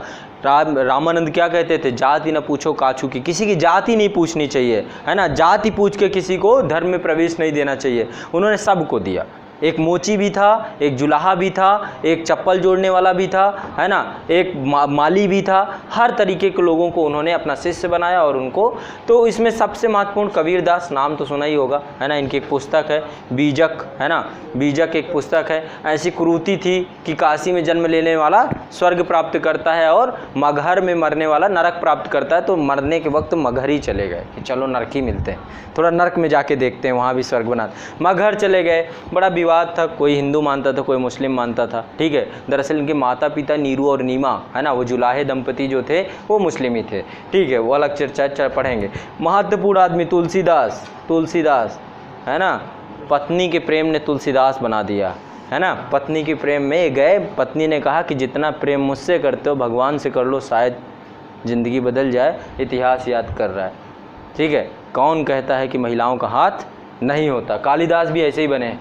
इसके बाद, और कालिदास के बाद देवदास भी लोग बनते हैं, वो भी कंडीशन आती है। रामानंद, ठीक है, सूरदास, ये भी महत्वपूर्ण आदमी है। तो ये सब हैं, अष्टछाप के कवि थे। इसके अलावा और भी था, आपका भक्ति मार्ग था, ज्ञान मार्ग था, प्रेमश्रयी शाखा थी, रामाश्रयी शाखा थी, ये सब था, ठीक है, इतना ज़्यादा नहीं चलते हैं। नेक्स्ट आपका है सिख धर्म की स्थापना गुरु नानक देव, है ना, 10 गुरु थे, गुरु नानक, गुरु अंगद, ठीक है, अमरदास, रामदास, गुरु अर्जुन देव, जहांगीर ने अर्जुन देव को, है ना, मरवा दिया था। हरगोविंद, इन्होंने सिखों को सेना के रूप में तब्दील किया, है ना। हर राय, हर किशन, गुरु तेग बहादुर, औरंगजेब ने इनको मरवा दिया। इसके बाद गुरु गोविंद साहब अंतिम गुरु थे। इसके बाद बंदा बहादुर उत्तराधिकारी के रूप में ये, लेकिन बाद में बंदा भी खत्म होता है। कुछ महत्वपूर्ण सिख धर्म में, सिख धर्म को सुधारने हेतु वहाँ पर जो कुरीतियाँ आई थी, कुछ आंदोलन चले हैं, जैसे कूका आंदोलन। कूका आंदोलन के प्रमुख कौन थे? भगत जवाहर मल थे। बालक सिंह था, ये राजनीतिक, ठीक है, राजनीतिक और सामाजिक चेतना को ध्यान में रखकर कूका आंदोलन चला था। अकाली आंदोलन सिख समाज की कुरीतियों और महंतों के अनुवांशिक आधिपत्य को समाप्त करने के लिए प्रारंभ किया गया था, अकाली आंदोलन, ठीक है, अभी भी है ना, अकाली होते हैं। नेक्स्ट है महाराष्ट्र धर्म। महाराष्ट्र वाले क्षेत्र में बहुत सारे संत हैं जिन्होंने महाराष्ट्र धर्म के रूप में कहा जाता है, ऐसा माना जाता है। तो महाराष्ट्र धर्म के जो प्रमुख देवता हैं वो पंढरपुर के बिठोवा हैं, ठीक है। 2 संप्रदायों में इसे बांटा जाता है, बरकरी और धरकरी। ये क्वेश्चन आ चुका है। धरकरी वो राम के भक्त थे, जैसे कि जिनमें से रामदास, समर्थ गुरु रामदास, नाम सुना होगा इनका। समर्थ गुरु रामदास शिवाजी के कौन थे? गुरु थे। और कौन थे? आध्यात्मिक गुरु थे, ठीक है। ज्ञान देव का नाम सुना होगा, नामदेव का नाम सुना होगा, एकनाथ का नाम सुना होगा, तुकाराम का नाम सुना होगा। हाँ, ये सब जो है इसी से जुड़े हुए हैं महाराष्ट्र धर्म से, ठीक है। नेक्स्ट बात करते हैं, तो ये हो गया आपका भक्ति आंदोलन। भक्ति आंदोलन के संत, हमको एक एक संतों को हमने इंडिविजुअल पढ़ा है, कोई चीज़ नहीं छोड़ी, बहुत डिटेल है, इसलिए हर चीज़ बता पाना संभव नहीं है। नेक्स्ट है सूफी आंदोलन। सूफी क्या है? सूफी जो है सफ़ा से बना है, जिसका अर्थ होता है पवित्रता या निष्कपट।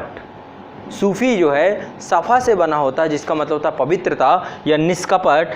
इस्लामी रहस्यवाद को सूफी धर्म कहा जाता है। इस्लामी रहस्यवाद को सूफी धर्म कहा जाता है, जिसमें आंतरिक पक्ष पर बल दिया जाता है। आंतरिक पक्ष यानी अपने आत्म सुधार की बात कही गई है इसमें, ठीक है। कट्टरता का अभाव है। तो इसमें बहुत सारे सिलसिले हैं, जैसे चिश्तिया सिलसिला प्रारंभ किया इसको ख्वाजा अबू ने, लेकिन भारत लेकर आए मोइनुद्दीन चिश्ती। नाम सुना होगा मोइनुद्दीन चिश्ती का। कहाँ है दरगाह? अजमेर में, ठीक है। फिर इसके बाद बहुत सारे आए हैं, ठीक है, शेख सलीम चिश्ती आए हैं, बहुत सारे, ठीक है। तो यहाँ पर मोइनुद्दीन चिश्ती, ये भी बात, ये भारत लेकर आए, ठीक है। नेक्स्ट है सुहरावर्दी सिलसिला।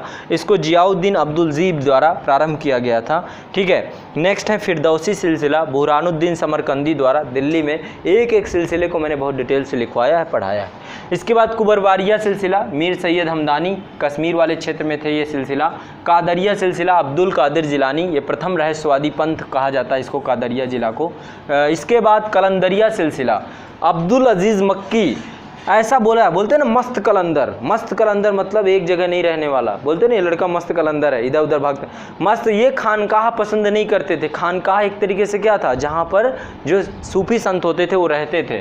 तो कलंदरिया, ये अब्दुल अजीज़ मक्की एक घुमक्कड़ टाइप के थे, खानकाहों को पसंद नहीं करते थे।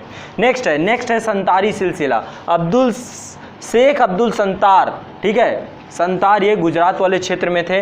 नेक्स्ट है नक्शबंदी सिलसिला, ठीक है, औरंगजेब इसी से जुड़ा था।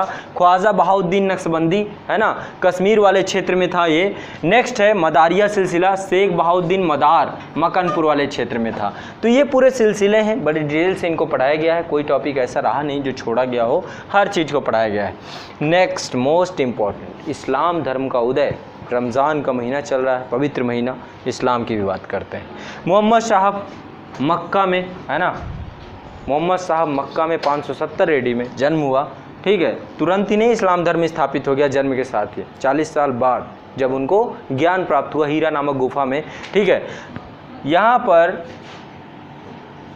कैसे ऐसे काफ़ी अमूलचूल इन्होंने बातें की, जो बातें मक्का के लोगों को पसंद नहीं थी। इस कारण से उन्हें मक्का से मदीना जाना पड़ा, और मक्का से मदीना की यात्रा से हिजरी सम्मत प्रारंभ होता है 622 AD को, ठीक है। मोहम्मद साहब की मृत्यु के बाद कौन कौन आए, ठीक है? अबू बकर, उमर, उस्मान और अली। उत्तराधिकार की बात है, खलीफा की बात है। इनमें से जो अबू बकर, उमर, उस्मान और अली, इनको मानते हैं, उन्हें सुन्नी कहते हैं। जो अबू बकर, उमर, उस्मान को न मानकर केवल अली को पहला खलीफा मानते हैं, उनको शिया कहते हैं। इतना बेसिक डिफरेंस समझ लीजिए। शिया जो होगा वो केवल अली को खलीफा के रूप में मानते हैं, बाकी सुन्नी जो है वो अबू बकर को मानते हैं। वैचारिक मतभेद है, ठीक है। अली कौन थे? मोहम्मद साहब के दमान थे, ठीक है, मोहम्मद साहब के दमान थे। तो शिया केवल अली को मानने वाले हैं। मुसलमान की 5 चीज़ें होती हैं, 5 चीज़ें मुसलमान मानता है। कौन कौन सी? कलमा, मुसलमान कलमा जानता होगा, पूछ लीजिए कलमा सुना, तुरंत सुना देगा। रोज़ा, रोज़ा भी रखना पड़ता है, ठीक है, रमज़ान के महीने में। नमाज है ना, नमाज़ पढ़ते, 5 बार के नमाजी होते हैं। 5 बार की नमाज़ मैंने पढ़ाई थी, सुबह की नमाज को क्या बोलते हैं, सबको सारा कुछ पढ़ा चुका हूँ। ज़कात, अपने संपत्ति का 2.5% हिस्सा, 1/40वां हिस्सा दान करना पड़ता है, ये भी इस्लाम धर्म में ज़रूरी है। और एक बार हज की यात्रा, हज में जाना है मक्का मदीना, ठीक है। तो ये जो है इस्लाम था, इस्लाम धर्म था, डिटेल से पढ़ा था, सारी चीज़ें वहाँ पे मैंने बताई थी। अरबों का आक्रमण, अब भारत में आना, अब इस्लाम धर्म का प्रसार चालू होगा, अब इस्लाम धर्म पूरे विश्व में फैलना चालू करेगा, उसमें भारत भी आता है। तो अरब जो है पहले व्यापारी के रूप में आना शुरू हुए। 636 में हज़रत उमर के समय व्यापारिक बेड़ा भारत आया, हज़रत उमर के समय एक व्यापारिक बेड़ा भारत आया, ठीक है। लेकिन कालांतर में कुछ घटनाएं ऐसी हुई जिसके कारण से अरबों ने भारत पे विजय अभियान प्रारंभ किया। एक शासक था सिंध में, दाहिर, है ना, दाहिर के समय में एक लूट हो जाती है। हज्जाज का सामान जा रहा था, जो ईरान का शासक था, हज्जाज का सामान अरब सागर की खाड़ी से जा रहा था, श्रीलंका से आया था और अरब सागर से होते हुए ईरान जा रहा था, जहाँ पर लूट हो जाती है। दाहिर से हर्जाना मांगा जाता है, दाहिर देने में असमर्थ अपने आप को मानता है, और जब दाहिर नहीं देता तो एक अभियान आता है। इससे पहले 2 अभियान आते हैं लेकिन वो पराजित, वो सफल नहीं हो पाते। 712 में एक सफल अभियान आता है मोहम्मद बिन कासिम के नेतृत्व में, सिंध के राजा दाहिर पर सफल आक्रमण किया जाता है। ठट्टा के पास देवल बंदरगाह को अपने अधिकार में ले लिया जाता है और इसके साथ ही सिंध में प्रथम अरब सफल आक्रमण हो जाता है, ठीक है। अरबों के समय का जो आक्रमण हुआ उसका बहुत ज़्यादा प्रभाव नहीं हुआ, बस इतना ही प्रभाव हुआ कि व्यापारिक संपर्क और तेज़ी से बढ़ गए, है ना। लेकिन तुर्कों का आगमन जब हुआ, अरबों के आक्रमण को एक तार्किक आधार प्रदान करने का काम किसने किया? तुर्कों ने किया, ठीक है। तुर्कों का आक्रमण जो हुआ, जिसमें से महमूद गजनवी का आक्रमण और मोहम्मद गौरी का आक्रमण, मोहम्मद गौरी का आक्रमण काफ़ी ज़्यादा प्रभावकारी रहा, क्योंकि इसके बाद भारत में इस्लाम धर्म, इस्लामिक साम्राज्य की स्थापना हो जाती है दिल्ली सल्तनत के रूप में, ठीक है। तो यहाँ पर तुर्क आक्रमण की बात करते हैं, तुर्क आक्रमण की बात करते हैं। तुर्क आक्रमण में सबसे पहले सुबुक्तगीन आया। सुबुक्तगीन कौन था? महमूद गजनवी का फादर था। उससे भी पहले अलप्तगीन था। अलप्तगीन के गजनी वाले क्षेत्र में, गजनी यहीं बगली में पड़ता है, ठीक है, गजनी, तो ये सब गजनी थे, है ना, गजनवी भी बोलते हैं। तो सुबुक्तगीन प्रथम तुर्की शासक था जिसने भारत पर आक्रमण किया था। उसके बाद उसका बेटा 17 बार आक्रमण किया, हर बार। आज क्यों गरीब हैं हम, क्यों यूपीएससी की तैयारी करनी पड़ रही है? इसी आदमी के कारण।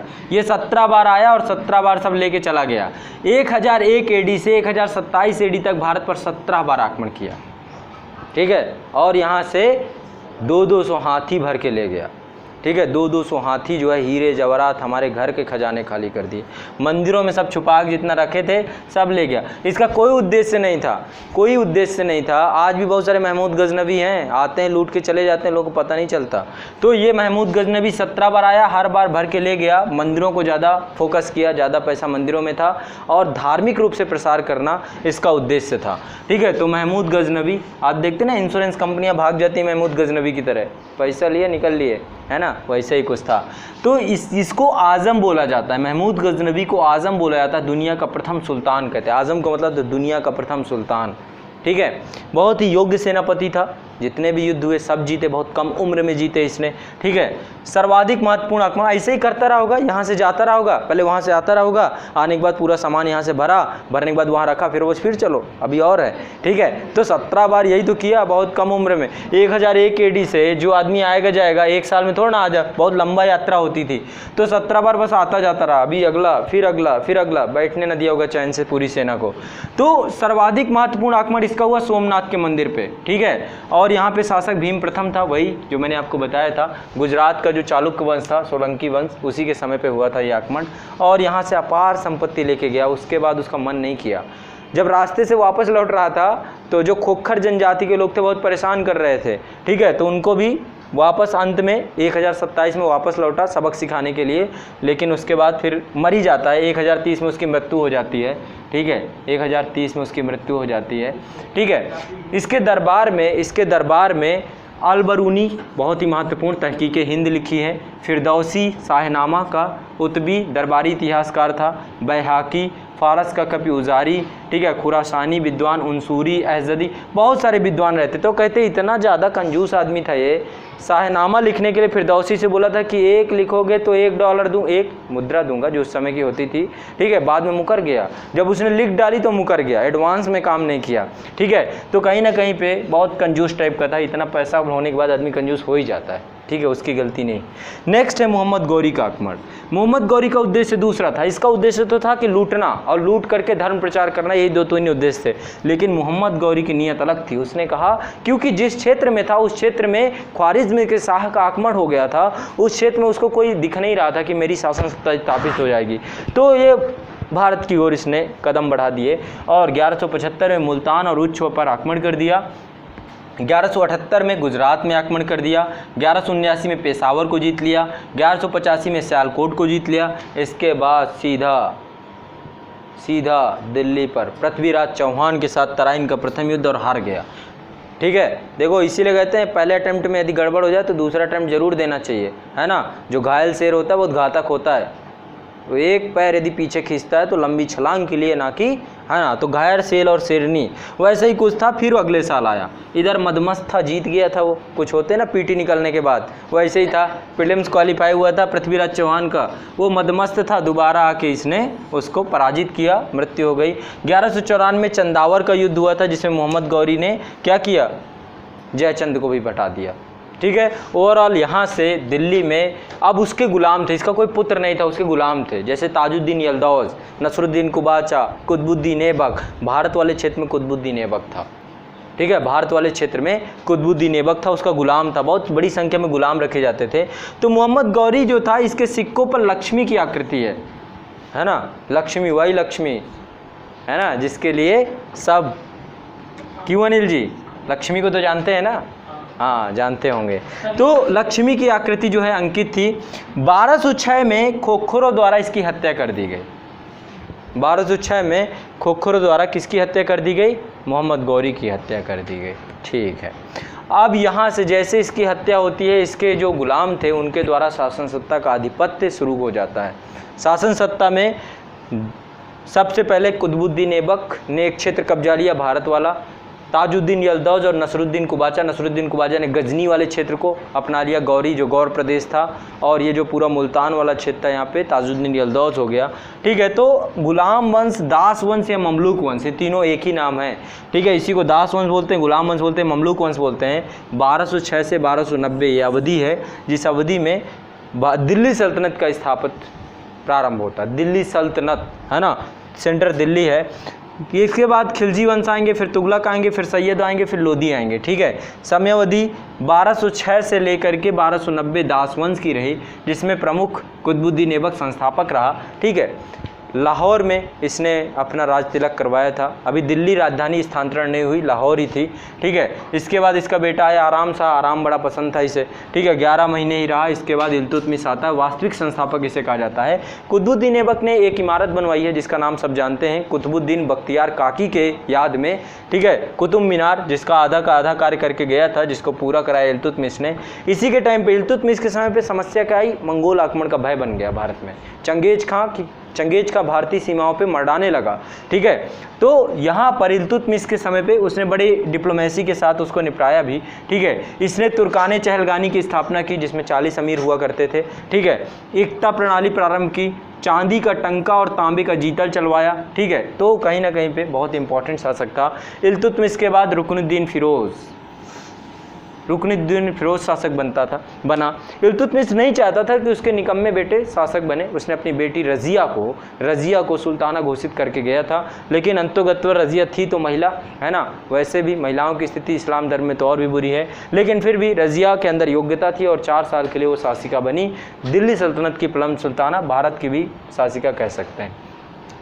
तो ये जो है रज़िया सुल्ताना आई 4 साल के लिए। उसके बाद मोइनुद्दीन बहराम शाह, यहाँ पे जो तुर्कान चहलगानी थी इसकी बहुत बड़ी भूमिका थी, और चूँकि रज़िया स्त्री थी इसलिए ये उनके पक्ष में नहीं थे। कुछ सरदार थे, कुछ नहीं थे, षड्यंत्र किया गया, मार दिया गया। मोइनुद्दीन बहराम शाह, इसके बाद अलाउद्दीन मसूद शाह, नसरुद्दीन महमूद बलबन का दमान था, बलबन एक अमीर था, ठीक है। और बाद में बलबन शासन बनता है। रक्त और लहू की नीति ये इसका राजत्व सिद्धांत रहता है, सबसे पहले तुर्कान चहलगानी को ही ख़त्म करता है, क्योंकि उसको पता था, क्योंकि वो खुद एक अमीर था, तुर्कान चहलगानी का सदस्य था, किंग मेकर वो सब, उसको पता था कि तुर्कान चहलगानी रहेंगे तो मामला गड़बड़ रहेगा, है ना। उसने क्या किया, जितने अमीर थे कोई किसी की शादी में नहीं जा सकता, अपने होता ना अमीर शादी संबंध नहीं बना सकते एक दूसरे के साथ, ठीक है। अपने बेटी का शादी करना किसी और के साथ करो, तुर्कान अमीर का अमीर के साथ नहीं होगा।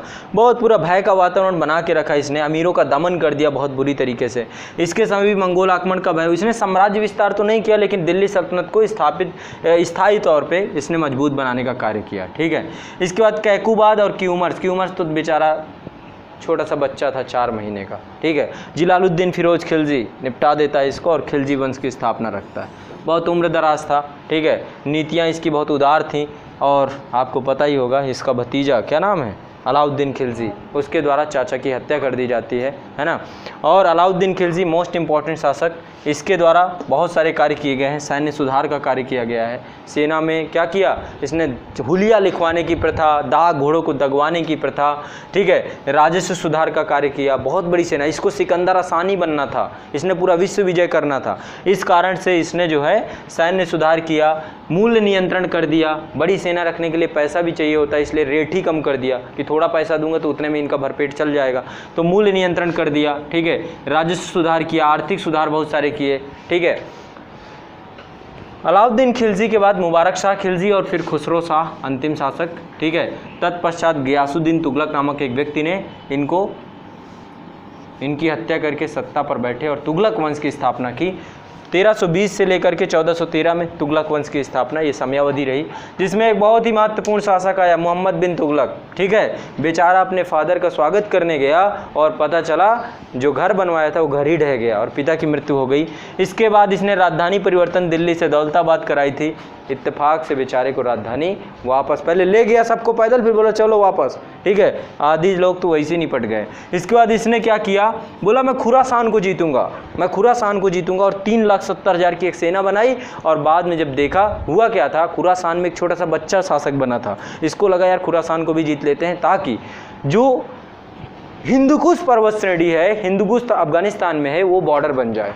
बार बार मंगोलों का आक्रमण, दुनिया भर का आक्रमण का डर खत्म हो जाए। बहुत ज़्यादा सिंध नदी, पहले सिंधु नदी ही सीमा, उत्तर पश्चिमी प्रांत की सीमा होती थी, लेकिन बेचारे के साथ दुर्भाग्य हो गया। जैसे सेना बना के सब कुछ तैयार किया, अभियान के लिए तैयार हुआ, वैसे ही वहाँ पे शासक बदल गया और बहुत मजबूत स्थिति में आ गया। ये बेचारा निराश होकर के, पूरी सेना इसको, इतनी मेहनत की थी, पूरी सेना इसको तोड़नी पड़ी। कैसे कराता, इनका खर्चा कहाँ से देता, इसके कारण से बेरोजगारी पैदा हो गई। और एक बार बेरोजगारी पैदा होती, फिर इसके बाद इसके खिलाफ विद्रोह हुए, बहुत सारी चीज़ें हुए। इसके बाद इसने कराचिल अभियान किया, उत्तराखंड ले गया अपनी पूरी सेना को, ठीक है। गया, युद्ध जीत भी गया, लेकिन लौटते समय लोगों ने घेर लिया। गए थे 10,000, लौटा 1, ठीक है। तो कराचिल अभियान सफल हुआ कि नहीं सफल हुआ पता नहीं, ठीक है। सांकेतिक मुद्रा की बात करें, इसने क्या किया था, चांदी के सिक्के को हटा करके तांबे के सिक्के को चलाया, ठीक है, पीतल के सिक्के, लेकिन लास्ट में उसको भी वापस लेना पड़ा। अपने राजकोष से लोगों को पीतल के बदले चांदी, तांबे के बदले क्या किया इसने, चांदी देना पड़ा और पूरा राजस्व गड़बड़ा गया। दुआब में कर वृद्धि कर दी, यही बैठे दुआब में कर वृद्धि कर दी, जिस साल कर वृद्धि की उसी काल अकाल पड़ गया और उसके बाद जो है मामला गड़बड़ा गया। तो इस तरीके से मोहम्मद बिन तुगलक के जितने भी डिसीजन हुए, बड़ा विद्वान जरूर था लेकिन जितने भी डिसीजन हुए सारे गड़बड़ा गए, ठीक है। फिर आता है फिरोज़ तुगलक, ये बहुत इंपॉर्टेंट शासक है। बेचारा गया था गुजरात विजय करना, रास्ते भूल गया, 6 महीने तक तो जंगल में घूमता रहा, ठीक है। 6 महीने तक सेना के साथ था नहीं, तो कक्ष के रन में घूमता रहा, ठीक है। तो फिरोज़ तुगलक निर्माण कार्य बहुत सारे इसने कराए, बहुत सारे निर्माण, नहरें बनवाई, ठीक है। इसके पास एक दीवाने बंदगान, एक संस्था इसने बनाई थी, जिसमें 80,000 इसके दास थे। सबको बढ़िया, ठीक है। तो इसने अच्छा, इसको दिल्ली सल्तनत का अकबर भी कहा जाता है, लेकिन एक ही इसके साथ ये थोड़ा धार्मिक रूप से कट्टर था, जो है ना। इसने ब्राह्मणों पर भी जजिया कर लगा दिया, एकमात्र शासक जिसने ब्राह्मणों पर भी जजिया लगाया फिरोज तुगलक ही था, है ना।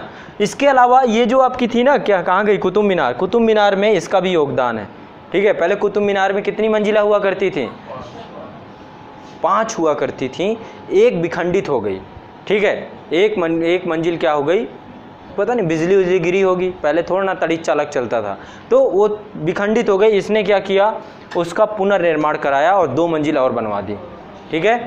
तो 7-8 मंजिल नहीं हो गई, एक तो पहले टूट गई थी, ठीक है। हाँ, रीजनिंग कमज़ोर है ना। तो यहाँ पे इसके बाद फिरोज तुगलक के बाद जो है नेक्स्ट शासक आता है तुगलक शाह, ठीक है। और भी बहुत छोटे छोटे अंटू पंटू शासक आते हैं, अंतिम है नसरुद्दीन महमूद, जरूरी नहीं है। इन्हीं के समय में एक युद्ध, एक आक्रमण हो जाता है, तैमूर अलंग का आक्रमण, बहुत इंपॉर्टेंट शासक, 1398 में आक्रमण होता है और इसने दिल्ली में नरसंहार कर दिया। तभी दिल्ली की आबादी ज़्यादा है, ज़्यादा लोग मरे, फिर ज़्यादा पैदा भी हुए यहाँ, ठीक है। 1398 में दिल्ली पर अधिकार कर लिया, नरसंहार किया और खिज्र खां को मुल्तान और लाहौर दीपालपुर का सूबेदार बना दिया, ठीक है। इसके बाद खिज्र खां ने क्या किया, दौलत खां लोधी को 1413 में दौलत खां लोधी जो है ये सुल्तान बनता है, इसको वो पराजित कर देता है और सैयद वंश की स्थापना करता है खिज्र खां। तो एक बहुत छोटी समयावधि के लिए सैयद वंश आता है दिल्ली सल्तनत में। समयावधि क्या है, 1414 से लेकर 1451। शासक इसमें खिज्र खां है, मुबारक शाह है, मोहम्मद शाह है, अलाउद्दीन आलम शाह है, ठीक है। ये कोई प्रमुख शासक है। इसके बाद मोस्ट इंपॉर्टेंट एक पर्सन है बहलोल लोधी, उसने लोधी वंश की स्थापना की, उसने लोधी वंश की स्थापना की, जिसमें सबसे प्रमुख शासक आता है सिकंदर लोधी, है ना। इसी के टाइम पीरियड पे कबीरदास थे, इसी के टाइम पीरियड पे। तो ये भी बहुत कट्टर शासक था, धार्मिक रूप से कट्टर था, बहुत सारी मूर्तियों को इसने विखंडित कराया, ठीक है। फिर इब्राहिम लोधी आता है, इसी के समय पे एक विदेशी फिर आ जाता है बाबर, है ना। मुगलों का आगमन होता है और पानीपत का प्रथम युद्ध उसके द्वारा जो है पराजित हो जाता है, ठीक है। तो ये थे आपके दिल्ली सल्तनत के शासक।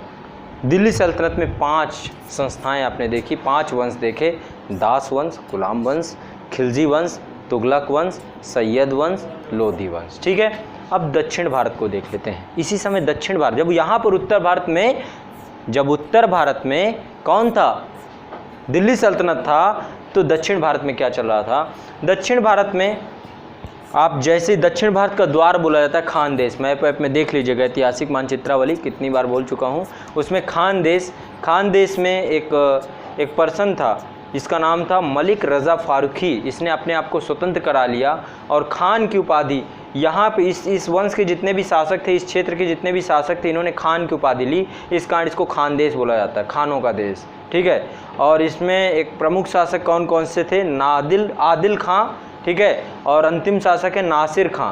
1601 में अकबर ने इसको विलय कर दिया, खानदेश को मुगल सत्ता में बना लिया, ठीक है। इसके बाद बहमनी साम्राज्य स्थापना किसने की, अलाउद्दीन अहमद शाह ने, ठीक है। हसन गंगू इस समय था, उसका प्रभाव बहुत ज़्यादा था शासन सत्ता में।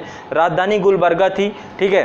प्रमुख शासक कौन थे, मोहम्मद शाह, ताजुद्दीन फिरोज शाह, सिहाबुद्दीन, मोहम्मद शाह प्रथम, आलम शाह द्वितीय, शमसुद्दीन मोहम्मद द्वितीय, सिहाबुद्दीन अहमद, ऐसे जो है बहमनी साम्राज्य के शासक थे। समय अवधि है 1347, ठीक है। नेक्स्ट है बरार, खानदेश, बहमनी, बरार, ये सब दक्षिण भारत के हैं। दरअसल बहमनी साम्राज्य का विघटन हो गया, बहमनी साम्राज्य का विघटन होने के कारण बहमनी साम्राज्य छोटे छोटे हिस्सों में बट गया। पहला हिस्सा बटा उसका बरार, सबसे पहले बहमनी साम्राज्य से कुछ अलग हुआ तो बरार ही था, ठीक है। तो सबसे पहले बहमनी साम्राज्य से अलग होने वाला था, इसमें फतह उल्ला इमाद शाह, ठीक है, उसने बरार में स्थापना की और यहाँ पे इमाद शाही थी, बरार में इमाद शाही थी। इसके बाद बीजापुर में आदिल शाही थी और यहाँ पे शासक था यूसुफ आदिल शाह खां। इसने क्या की, बीजापुर में आदिल शाही वंश की स्थापना की, ठीक है। यहाँ पे आदिल शाह का जो मकबरा है, कभी हैदराबाद जाइए तो गोल गुंबद मिलेगा आपको, ठीक है, गोल गुंबद ही वो इसी का मकबरा है, इसी के नाम से प्रसिद्ध है। इसी समय शिवाजी थे, वीर शिवाजी, शाहजहाँ के समय पे पूरे बीजापुर को बाद में उसका हिस्सा बना लेता है शाहजहाँ अपने उसमें। तो शिवाजी के जो पिताजी थे ना, वो इसी बीजापुर में आदिल शाही के अंतर्गत ही काम करते थे। बाद में शिवाजी ने इनके खिलाफ अभियान भी किया था। तो अभियान करने के कारण क्या हुआ था, शिवाजी के पिताजी को इन्होंने बंदी बना लिया था शाह जी को, और बोला था कि जब तक आपका बेटा ये गंदी हरकतें नहीं छोड़ेगा तब तक आपको नहीं छोड़ेंगे। इसी शर्त पे छोड़ा गया, लेकिन शिवाजी मानने वाले थे क्या, नहीं माने। ठीक है, तो बीजापुर। इसके बाद एक और था अहमदनगर। अहमदनगर का नाम सुना होगा, बहुत इंपॉर्टेंट जगह है। आज के टाइम में मिलिट्री की ट्रेनिंग वहीं होती है। ठीक है, भारतीय सेना अहमदनगर बहुत बड़ा महाराष्ट्र में पड़ता है। तो अहमदनगर यहाँ पे कौन सा था, यहाँ पे निजाम शाही थी। अहमदनगर में निजाम शाही की स्थापना की मलिक अहमद ने। ठीक है, इसी समय एक बहुत ही महत्वपूर्ण था अहमदनगर का वजीर, जिसका नाम था मलिक अंबर। 3-4 लोगों का नाम याद रखिए, एक मलिक अंबर है, एक मलिक काफूर है। मलिक काफूर अलाउद्दीन खिलजी के टाइम पर था और मलिक अंबर अहमदनगर साम्राज्य में था। बहुत ही महत्वपूर्ण, बहुत ही योग्य सेनापति। ठीक है, बहुत योगदान है इसका। ठीक है, लेकिन 1633 में शाहजहाँ ने इसको विलय कर लिया। 1633 में शाहजहाँ ने इसको विलय कर लिया। इसके बाद नेक्स्ट आता है आपका गोलकुंडा। गोलकुंडा कुली शाह है। कुली शाह ने यहाँ पे कुतुब शाही वंश की स्थापना की। बरार में इमाद शाही, बरार में इमाद शाही, बीजापुर में आदिल शाही, अहमदनगर में निजाम शाही और गोलकुंडा में कुतुब शाही वंश की स्थापना। ठीक है, शासक कौन है यहाँ पे, इब्राहिम कुतुब शाह। ठीक है, कुतुब शाह की उपाधि इसने ली। मोहम्मद कुली, हैदराबाद नगर की स्थापना इसने की, मोहम्मद कुली ने। ठीक है, अब्दुल्ला, इसने 1687 में औरंगजेब द्वारा जो है इसको पूरा गोलकुंडा को अपने उसमें मिला लिया गया, अपने आधिपत्य में ले लिया गया। इसके बाद एक जगह है बीदर। ठीक है, ये भी वहीं पड़ता है आपका, बहमनी साम्राज्य से अलग हुआ है। यहाँ पे बरीद शाही थी। बरीद शाही की स्थापना अमीर अली बरीद ने की थी। इसका संस्थापक, इसका उपनाम क्या था, अमीर अली बरीद को दक्कन की लोमड़ी कहा जाता था, बड़ा चालाक था ये। ठीक है, 1618-19 में बीजापुर ने इस पर अधिकार कर लिया। नेक्स्ट है विजयनगर साम्राज्य। जैसे दक्कन में, उत्तर भारत में दिल्ली सल्तनत था, वैसे दक्कन वाले क्षेत्र में विजयनगर साम्राज्य था। ठीक है, गाजियाबाद के बगल वाला नहीं है ना। ये विजयनगर साम्राज्य दक्कन वाले क्षेत्र में था और यहाँ पर 4 प्रमुख वंश आए। पहला था संगम वंश, सुलुभ वंश, तुलुभ वंश और आरविडु वंश। संगम वंश, सलूब वंश, तुलुभ वंश, आरविडु वंश। ठीक है, बिडू बिडू करता है ना, कौन है, जैकी श्रॉफ, वैसे ही कुछ। ठीक है, तो यहाँ पर संगम वंश स्थापना हरिहर और बुक्का ने की थी। 2 भाई थे, हरिहर और बुक्का, संगम के पुत्र थे। संगम इनके पापा का नाम है। ठीक है, तो संगम के पुत्र थे। 1336 और 85 में इन्होंने हरिहर प्रथम ने, ठीक है, हरिहर सबसे पहले हरिहर बोला देखो बड़े भाई मैं शासक बनूंगा। ठीक है, तो हरिहर पहले शासक बनता है, फिर बुक्का बनता है कुछ दिन बाद। इसके बाद देवराय प्रथम, बहुत ही महत्वपूर्ण शासक। ठीक है, याद रखिएगा, ये सब के बारे में लिखवाया हूँ, बड़े महान शासक हैं। देवराय प्रथम, देवराय द्वितीय संगम वंश के शासक थे। नेक्स्ट आता है सालुब वंश। स्थापना की सालुब नरसिंह ने 1485 से 1505 में। नेक्स्ट है तुलुभ वंश। ठीक है, तुलुभ वंश का मोस्ट इंपॉर्टेंट है कृष्णदेवराय। कृष्णदेवराय नाम सब जानते हैं, इसके बारे में जो नहीं जानता वो भारत में रहने योग्य नहीं है। वीर नरसिंह, ठीक है, 1505 में 1570, ठीक है, इसने स्थापना की थी तुलुभ वंश की। कृष्णदेवराय एक बहुत ही महत्वपूर्ण शासक। ठीक है, तुलुभ वंश के टाइम पीरियड पे ही तुलुभ वंश का अंतिम शासक था जिसका नाम था सदाशिव। इसके टाइम पे सारी सत्ता का संकेंद्रण, सारी शक्ति का संकेंद्रण राम राय के हाथों में थी। राम राय इसका वजीर था, प्रधानमंत्री था, तो सारी वास्तविक शक्ति राम राय के पास थी। और एक बहुत बड़ा महासंघ बनाया गया विजयनगर साम्राज्य के खिलाफ। ठीक है, उस महासंघ में कौन कौन शामिल था, सब एक, जैसे अभी देख रहे हैं ना, बाकी कांग्रेस से तो कुछ हो जा नहीं रहा, तो सबको इकट्ठा कर रहा है, सबको इकट्ठा कर रहा है। एक महासंघ बन रहा है 2019 के लिए। तालीकोटा का युद्ध फिर होने वाला है, तालीकोटा का युद्ध। तो एक महासंघ बनाया गया विजयनगर साम्राज्य के खिलाफ। किसके के, बीजापुर, गोलकुंडा, अहमदनगर, बीदर, ये सब सम्मिलित थे। बरार इसमें सम्मिलित नहीं था। ठीक है, और एक युद्ध हुआ तालीकोटा का युद्ध। इन 5 महाशक्तियों ने विजयनगर साम्राज्य को समाप्त कर दिया। उसके शासक राम राय की हत्या कर दी। ठीक है, राम राय को मार दिया गया। राक्षस और तंगड़ी 2 गांव थे, वहीं पर ये युद्ध हुआ था। ठीक है, नेक्स्ट है आरविडु वंश। थोड़े समय के लिए आरविडु आए। 1570 में तिरुमल सदाशिव राय की हत्या करके आरविडु वंश की स्थापना की गई। ठीक है, बस इतना ही रहा, ये ज़्यादा चल नहीं पाया। इसके बाद ये हो गया आपका दक्कन वाला क्षेत्र, वहाँ पे प्रमुख चीज़ें खानदेश, बहमनी, बरार, बीजापुर, अहमदनगर, गोलकुंडा, बीदर, विजयनगर साम्राज्य। नेक्स्ट मध्यकाल में तो अब प्रवेश करते लोग यही पढ़ते हैं, ठीक है, मुगल काल। ठीक है, 1526 दिल्ली सल्तनत का जो अंतिम शासक था इब्राहिम लोदी, उसको पराजित किया किसने? बाबर ने। बाबर के पास भी कुछ पाने के लिए, कुछ खोने के लिए बचा नहीं था। जहाँ पे वो शासक था उस क्षेत्र में उसको बहुत ज़्यादा कुछ संभावनाएं नहीं दिख रही थी। ख्वारिज़्म का साहब बगल में बैठा था, है ना। तो उन सब आधार पर मुगल काल में बाबर ने भारत की ओर रुख किया। बाबर के पिता जो थे वो तैमूर के वंशज थे। ये तैमूर अलंग कहाँ गया? हाँ, कहीं पर था, यहाँ पे तैमूर अलंग आया था ना भारत। तैमूर के वंशज थे। उसके पिता का नाम था उमर शेख मिर्ज़ा, माता का नाम था कुतलुग निगार। ये चंगेज़ खां की वंशक थी। चंगेज खां यहाँ पे कहाँ पे उसका भय सता रहा था। यहाँ पे दास वंश, जब इल्तुतमिश था ना उस समय मंगोल आक्रमण का भय सता रहा था। तो उसके माता और पिता दोनों का ब्लड था। चंगेज खां का भी ब्लड था और तैमूर का भी ब्लड था। इसलिए कहते हैं कि उसने तैमूरिद को प्रारंभ किया। तैमूरिद वंश एक तरीके से इसे बोलते हैं। तो यहाँ पर बाबर भारत आया, कहते हैं इसको न्योता दिया गया था राणा संग्राम सिंह के द्वारा, दौलत खां लोधी के द्वारा, कि ये भी आएगा, आने के बाद आएगा, इस क्षेत्र को लूटेगा, लूटने के बाद चला जाएगा, फिर हम शासक बन जाएंगे। ये इस जुगाड़ में थे। इनका जुगाड़ फेल हो गया। बाबर आया ही, आने के बाद पानीपत का प्रथम युद्ध हुआ 1526 में, इब्राहिम लोधी पराजित हुआ। इसके बाद राणा संगा ने कहा क्या भाई जाओ? बोले नहीं जाएंगे। बोले एक युद्ध हो जाए। युद्ध हुआ खानवा का युद्ध अगले साल राणा संग्राम सिंह से 1527 में। बहुत बड़ी सेना थी राजपूतों की, लेकिन पराजित हो गए। बाबर ने जिहाद की घोषणा कर दी, धर्म युद्ध की घोषणा कर दी, अपने शराब के बर्तन फेंक दिए, जोश भर दिया 20,000 सैनिकों में। और सबसे इंपॉर्टेंट चीज़, बाबर के पास बारूद और गोले थे, ठीक है, तोपें थीं। पहली बार यहाँ पे बारूद का प्रयोग किया गया, है ना।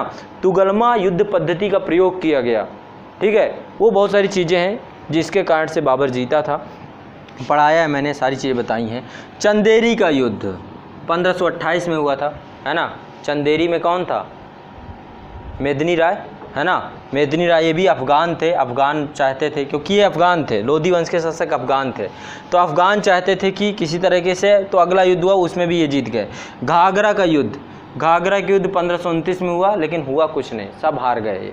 बाबर सारे युद्ध जीतता चला गया। फिर कहते हैं कि बाबर का बेटा बीमार हुआ और पुत्र मोह में उसने, ठीक है, अपनी उम्र अपने बेटे को दे दी, ऐसी बात कहते हैं लोग, ठीक है। और फिर हुमायूं शासक बना। हुमायूं योग्य शासक था कि नहीं था, दोनों में बड़ा इतिहासकारों में डिस्कशन है, क्योंकि एक ऐसा व्यक्ति जो ठोकर खाने के बाद फिर से मुगल साम्राज्य को स्थापित किया, तो योग्य भी कहा जा सकता है। और एक ऐसा शासक जो पिसा द्वारा दिया गया, एक देखिए अभी भी हुमायूं को कोई ऐसा नहीं कि बहुत अच्छा शासन मिल गया था। अकबर को भी बहुत अच्छा शासन नहीं मिला था, है ना। शासन अच्छा तो ये जहांगीर, शाहजहां, औरंगजेब को मिला था। बाकी के शासकों ने बड़ा संघर्ष किया। तो हुमायूं के समय अभी भी अफगानों को ये लग रहा था कि अभी भी मुगलों को भगा सकते हैं, ठीक है। तो कुछ युद्ध हुए थे। एक तो कलिंजर का अभियान इसने किया था, ठीक है। इसके बाद दोराहा की लड़ाई 1532 में हुई। बाज बहादुर, गुजरात वाला, जो रानी कर्मवती थी ना, जिसने राखी भेजी थी हुमायूं को, चित्तौड़ की रानी थी, है ना। बाज बहादुर के खिलाफ जा नहीं पाया, बाद में कर्मवती आग में जल के मर गई। जब हुमायूं गया, पता चला, उसने वहीं पे शपथ ली कि बहन की रक्षा करूंगा, और उसने रक्षाबंधन को जन्म दे दिया, है ना। बाज बहादुर, उसको दोराहा की लड़ाई में पराजित किया। फिर शेर शाह सूरी, बड़ा महत्वाकांक्षी व्यक्ति, बड़ा ही धरातल से उठा हुआ, कोई भी ऐसा नहीं था कि बहुत प्रमुख घर से रहा हो, कोई वंश से रहा हो। तो शेर शाह सूरी ने चौसा के युद्ध में हुमायूं को पराजित किया। बिलग्राम के युद्ध में कायदे से कूट के भगा दिया, खेद के आया पूरा भारत की सीमा बॉर्डर तक। हुमायूं भारत से निष्कासित हो गया और एक नए वंश की स्थापना, भारत से मुगल वंश समाप्त हो गया कुछ समय के लिए, और सूर वंश की स्थापना हुई, ठीक है। 5 ही वर्ष रहा शेर शाह सूरी ने, बहुत सारे काम कराए। आप GT रोड, NH2, ना नेशनल हाईवे NH2, ठीक है, इसने बनवाया, ठीक है। और आर्थिक सुधार किए, भूमि की पैमाइश कराना, ठीक है, लगान का निर्धारण कराना, ये सब बहुत सारे कार्य शेर शाह सूरी के द्वारा किए गए, मैं सारी बता चुका हूँ। फिर इस्लाम शाह सूर, जलाल खान आया, इसका उत्तराधिकारी था जलाल खान। इसके बाद सिकंदर सूर 1555 में सरहिंद के युद्ध में, ठीक है, पराजित हुआ मुगलों के द्वारा, और इसके बाद फिर से मुगल सत्ता स्थापित हो जाती है। हुमायूं फिर से शासन सत्ता में बाउंस बैक करता है, ठीक है। तत्पश्चात उसका बेटा अकबर, हुमायूं बहुत ज़्यादा नहीं, अजान की आवाज़ सुनने के समय लाइब्रेरी में बैठा था, वहाँ से भागा, सीढ़ियों से फिसला, और फिसलने के बाद गिर गया, मौत हो गई, ठीक है। तो एक ऐसा शासक लेनपून लिखता है कि हुमायूं जिंदगी भर लड़खड़ाता रहा और लड़खड़ाते लड़खड़ाते उसकी मृत्यु हो गई, है ना, तो हो गया। अब उसका बेटा 14 साल का बेटा अकबर बैरम खां के नेतृत्व में शासन सत्ता की गद्दी पर बैठता है ना। और बैरम खां के समय में ही अकबर का स्वागत किया जाता है पानीपत के द्वितीय युद्ध में। एक हिंदू शासक था, शासक कहें या सेनापति, वजीर था, प्रधानमंत्री, जिसका नाम था हेमू, है ना, हेमू के द्वारा और अकबर के बीच में पानीपत का द्वितीय युद्ध हुआ जिसमें अकबर जीतता है। और इसके बाद 1556 से 60 का जो काल था वो बैरम खां के संरक्षण का काल था, ठीक है। बैरम खां के छोटा बच्चा था लेकिन धीरे धीरे चीज़ें सीख रहा था। 1560 में उसको ऐसा लगने लगा कि बैरम खां का अनावश्यक हस्तक्षेप है। उसने बैरम खां को बोला कि या तो आप जागीरदार बन जाओ, ठीक है, या फिर आप हज की यात्रा में चले जाओ। उसने हज जाना पसंद किया। बैरम खां ने विद्रोह भी किया था जिसका दमन हो गया और रास्ते में जाते समय उसकी हत्या भी कर दी गई। इसके बाद अकबर के शासनकाल में 1560 से 62 2 साल की बात है, उसमें उसकी जो अनगा उसकी माँ थी, ठीक है, मुंह बोली माँ, उसका शासन में प्रभाव चला और इसको बोलते हैं पेटीकोट शासन, ठीक है, पेटीकोट शासन बोला जाता है। अकबर धीरे धीरे बाद में उसका जो पुत्र था आदम खां, है ना, आदम खां ने अकबर के प्रधानमंत्री को मार दिया। अकबर ने उसके पुत्र को उठा के मंजिल से नीचे फेंकवा दिया, है ना, तो पूरा घटना हुई थी। इसके बाद अकबर ने अपने विजय अभियान शुरू किए जिसमें सबसे प्रमुख विजय अभियान राजपूताना विजय है। राजपूताना में राजपूत शासक आमेर, मेड़ता, मेवाड़, रणथंभौर, ठीक है, इन सबको जीता। वैवाहिक संबंध स्थापित किए, सुलह कुल की नीति अपनाई। पहले उन सबके पास भेजता था कि आप मेरे से, एक संधि पत्र होता था जो कि सारा कुछ लिखवा चुका हूँ, सारी चीज़ें बता चुका हूँ। तो सुलह कुल की नीति अपनाई, राजपूता वैवाहिक संबंध स्थापित करके, ठीक है, आपको याद होगा वो आमेर के राजा भारमल थे, है ना, उनकी पुत्री थी, लोग जोधा बोलते, नाम हरखाबाई था। जोधा किसकी पत्नी है? जहांगीर की, है ना, जोधा जहांगीर की पत्नी का नाम है, उसका नाम हरखाबाई है। वो गड़बड़ा दिया किसने?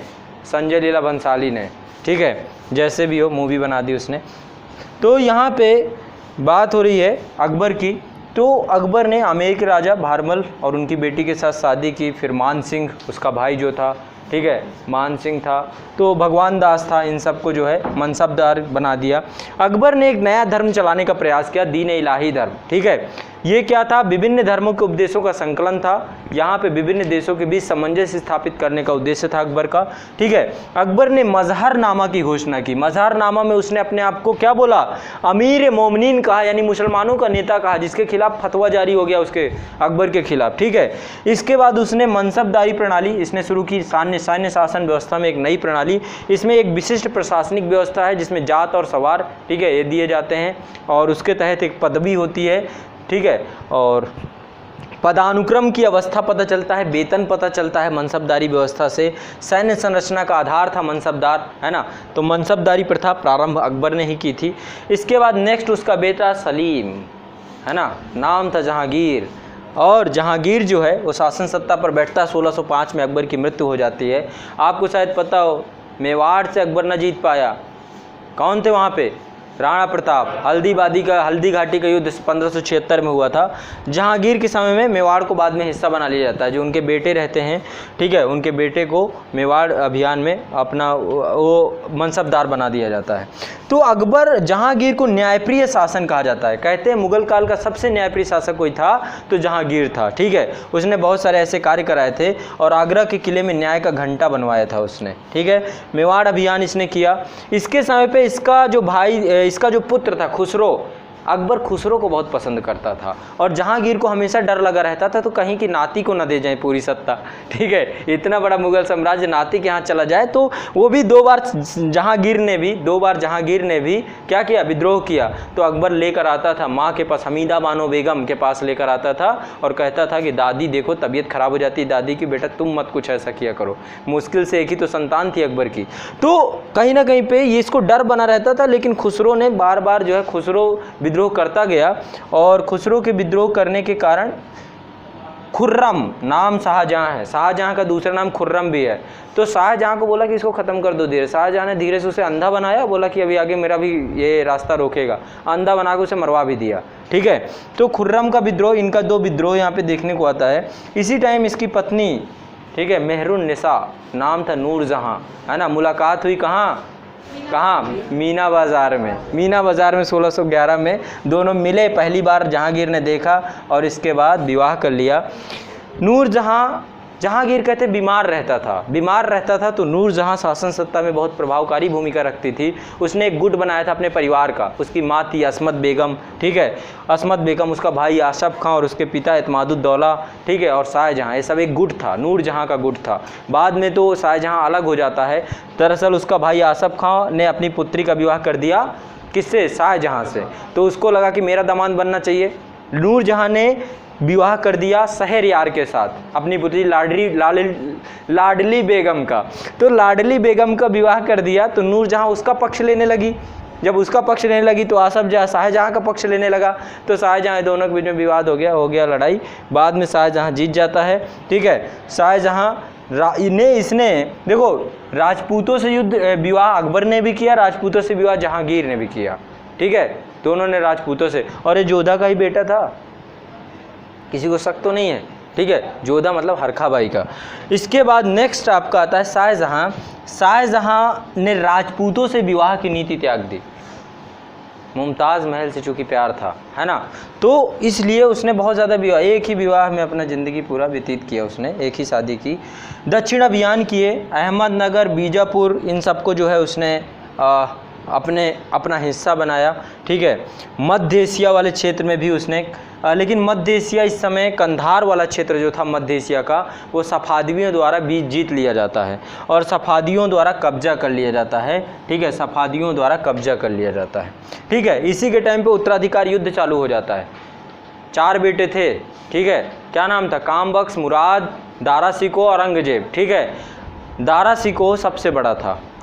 औरंगजेब को लगने लगा कि पापा के ज़्यादा नज़दीक है, कुछ तो गड़बड़ है। औरंगजेब को दूर दूर रखते थे, दक्कन भेज देते थे, वहाँ का सूबेदार बना देते थे। और कहते हैं शाहजहाँ बीमार पड़ गया, दारा शिकोह मिलने नहीं देता था किसी को शाहजहाँ से। तो औरंगजेब ने कुछ नहीं किया, मेरा मुराद को बोला मेरे साथ मिलो, फिर देखो शासन सत्ता में हम कैसे पहले 2 भाइयों को मिलाया, फिर पहले इसको खात्मा किया, फिर मुराद का खात्मा किया, इसके बाद खुद शासक बन गया। तो उत्तराधिकार युद्ध हुआ, शाहजहाँ को जेल में डाल दिया, है ना, और जेल से वही ताजमहल दिखा करता था, जीवंत प्रतिमा उसकी पत्नी, ठीक है, मुमताज़ की याद में जो बनवाया था। तो उत्तराधिकार युद्ध हुआ और उस उत्तराधिकार के बाद औरंगजेब शासन सत्ता पे आता है। औरंगजेब दक्कन में चूँकि पहले भी रहा है तो उसने दक्षिण नीति के तहत बीजापुर, गोलकुंडा, इनके सहयोग से मराठों के दमन का प्रयास किया। बीजापुर, गोलकुंडा को भी अपना हिस्सा अंतोगत्वा बना दिया। बहुत सारे विद्रोह जहांगीर के टाइम पे हुए हैं, बहुत सारे विद्रोह शाहजहाँ के टाइम पीरियड पे हुए हैं और औरंगजेब के टाइम पीरियड पे भी लगातार विद्रोह होते रहे हैं, लेकिन औरंगजेब उनका बड़ी निर्दयतापूर्वक दमन करता रहा है, ठीक है। इसने पूरी नीति त्याग दी। अकबर की जो नीति थी, धार्मिक सहिष्णुता की नीति, है ना, ये सारी नीतियाँ इसने समाप्त कर दी, जिसका परिणाम यही हुआ, मुगल साम्राज्य का पतन हो गया इसके मरते ही, ठीक है। मुगल साम्राज्य का पतन हो गया चूँकि उसके बाद योग्य उत्तराधिकारी ना मिल सके, जो कि औरंगजेब के इतने बड़े साम्राज्य को संभले। औरंगजेब के समय दक्षिण भारत के यदि छोटा सा हिस्सा छोड़ दे तो पूरा भारत इसके अंतर्गत आता था, इतना बड़ा हिस्सा था इसके साम्राज्य का, ठीक है। तो औरंगजेब की मृत्यु हो गई 1707 में और उसके बाद उसके पुत्रों के बीच में फिर से उत्तराधिकार युद्ध प्रारंभ हो गया, जिसमें मुअज्जम बहादुर शाह प्रथम के नाम से बैठा, ठीक है। इसके बाद आपको पता होगा पूरा जो गुट था, दरबार था, वो 4 गुटों में बट गया। ईरानी गुट, हिंदुस्तानी गुट, अफ़गानी गुट और तुरानी गुट, ये 4 गुट थे। चारों गुटों में से ये चारों गुट किंग मेकर की भूमिका निभाने लगे। इसमें जो ईरानी गुट था, जिसका प्रमुख था उस समय जुल्फ़िकार के द्वारा जहांदार शाह को शासक बनाया गया, जिसको लंपट मूर्ख बोलते हैं। बहादुर शाह को साहे बेखबर कहा जाता है, ठीक है। फरखुद सियर ये बना हिंदुस्तानी गुट की सहायता से, फरखुद सियर ये बना हिंदुस्तानी गुट की सहायता से। अब्दुल्ला खां और हुसैन अली, बड़ी डिटेल से पढ़ाया मैंने उत्तरकाल, बताया कि कैसे कौन किसका बेटा कब कैसे बनता गया, अजीमुशान का बेटा, ठीक है, रफ़ीउस्सान, अभी सब चीज़ें मैंने सब बताया है। आप जब उसको डिटेल से देखेंगे तो सारी चीज़ें हो जाएंगी। तो जहांदार शाह, ठीक है, इसको लंपट मूर्ख कहा जाता था, कुछ ही समय के लिए 1-1.5 साल के लिए शासक बना। फिर फरखुद सियर आ गया, इसको घृणित कायर कहा जाता है, ठीक है। इसके समय अब्दुल्ला और हुसैन अली, ये दोनों जो हिंदुस्तानी गुट के प्रमुख थे, इनका बहुत प्रभाव हो गया शासन सत्ता में। फर्रुखसियर खुद इनसे छुटकारा पाना चाहता था, लेकिन फर्रुखसियर की इन्होंने हत्या कर दी। इसके बाद एक शासक बनाया जिसका नाम था रफ़ी-उद-दरज़ात, ठीक है। इसको क्षय रोग हो गया, टीबी हो गया, जिसके कारण से 6 महीने में ये मर गया। सबसे कम समय तक ये शासक रहा। इसके बाद एक था रफ़ी-उद-दौला, इसको वो हो गया, लूज मोशन हो गया, ठीक है, पेचिस के कारण ये मर गया, ठीक है। तो ये भी बहुत कम समय, इसका नाम यही था, शाहजहां द्वितीय की उपाधि लेकर ये शासन सत्ता पे बैठा था, रफ़ी-उद-दौला। इसके बाद बैठता है यही अब्दुल्ला कार हुसैन अली के द्वारा बैठाया जाता है मोहम्मद शाह रंगीला को, ठीक है। लेकिन उससे पहले क्या होता है, जब फर्रुखसियर, जब रफ़ी-उद-दौला, इसके समय पे एक षड्यंत्र चलता है इन भाइयों को मरवाने का, जो हिंदुस्तानी गुट के थे, अब्दुल्ला और हुसैन अली को, इनको मरवाने का। तो पहले इनको दूर दूर भेज दिया जाता है, लेकिन आपको शायद पता हो हुसैन अली क्या करता है, मैंने बताया था मराठों से संधि कर लेता है कि जब भी कोई ज़रूरत पड़ेगी आप मुझे मदद कीजिएगा। इसी समय बाजीराव बल्लाल देव, बाजीराव मस्तानी मूवी देखी है ना, वही बाजीराव दिल्ली पे आक्रमण करता है, ठीक है। अब्दुल्ला को मार दिया जाता है, अब्दुल्ला को मारते हैं, हुसैन अली मराठों को लेकर आ जाता है दिल्ली में। और ये मराठों के लिए बड़ा अच्छा हुआ, क्योंकि मराठों को पहली बार मुगल सत्ता पे दिल्ली में हस्तक्षेप करने का मौका मिल गया इसी घटना के कारण, ठीक है। तो यहाँ पर जो ये आपके तो कुछ समय के लिए हुसैन अली की जब हत्या हो जाती है, तो कुछ समय के लिए अब्दुल्ला ने क्या किया, कुछ समय के लिए अब्दुल्ला ने मोहम्मद इब्राहिम को सुल्तान घोषित कर दिया। लेकिन मोहम्मद शाह रंगीला इधर बन चुका था, ठीक है, मोहम्मद शाह रंगीला बन चुका था।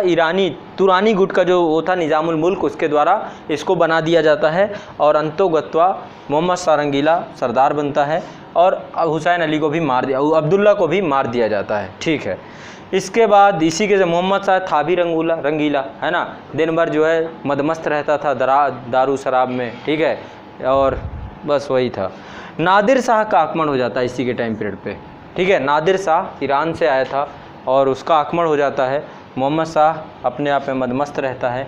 शहादत खान, बाबत का सूबेदार, मैंने बताया, यहाँ से कितना लूट के ले जाता है, यहाँ से करोड़ों 20 करोड़ रुपए ले जाता है, और साथ में मयूर सिंहासन अलग से, कोहनूर हीरा अलग से, सब लेके निकल जाता है यहाँ से, ठीक है। इसके बाद अहमद शाह आता है शासक। अहमद शाह के समय दूसरे अहमद शाह ने आक्रमण कर दिया, जिसका नाम था अहमद शाह अब्दाली, है ना। अहमद शाह अब्दाली ने 7 बार आक्रमण किया है भारत में, ठीक है। तो इन्हीं के कारण है जो इतनी मेहनत करनी पड़ रही है। तो ये लगातार आते गए, लूटते चले गए। नादिर शाह हो गया, अहमद शाह अब्दाली हो गया, किधर गया वो महमूद गजनी, यही सब जिम्मेदार कारक हैं। भारत वास्तव में सोने की चिड़िया था। इसके बाद अहमद शाह के बाद आलमगीर द्वितीय आता है। इसके बाद अली गौहर शाह आलम द्वितीय, मही-उल मिल्लर आता है, अकबर द्वितीय आता है, और अंत में आता है बहादुर शाह जफ़र, जिसको 1857 की क्रांति में फुनगी में चढ़ा दिया जाता है ना। और बाद में क्या होता है, अंग्रेज़ों के द्वारा रंगून भेज करके वहीं उसकी मृत्यु हो जाती है, ठीक है। और जितने मुग़ल उत्तराधिकारी थे अंग्रेज़ों द्वारा सबको मरवा दिया जाता है, और 1857 के बाद मुग़ल साम्राज्य पूरी तरीके से नेस्तनाबूद ख़त्म हो जाता है, नामो निशान भी नहीं बचता उसका, ठीक है। तो ये जो थे, ये थे उत्तरकालीन मुग़ल शासक 1707 से लेकर 1857 तक। यहाँ से आधुनिक काल प्रारंभ हो जाता है वैसे।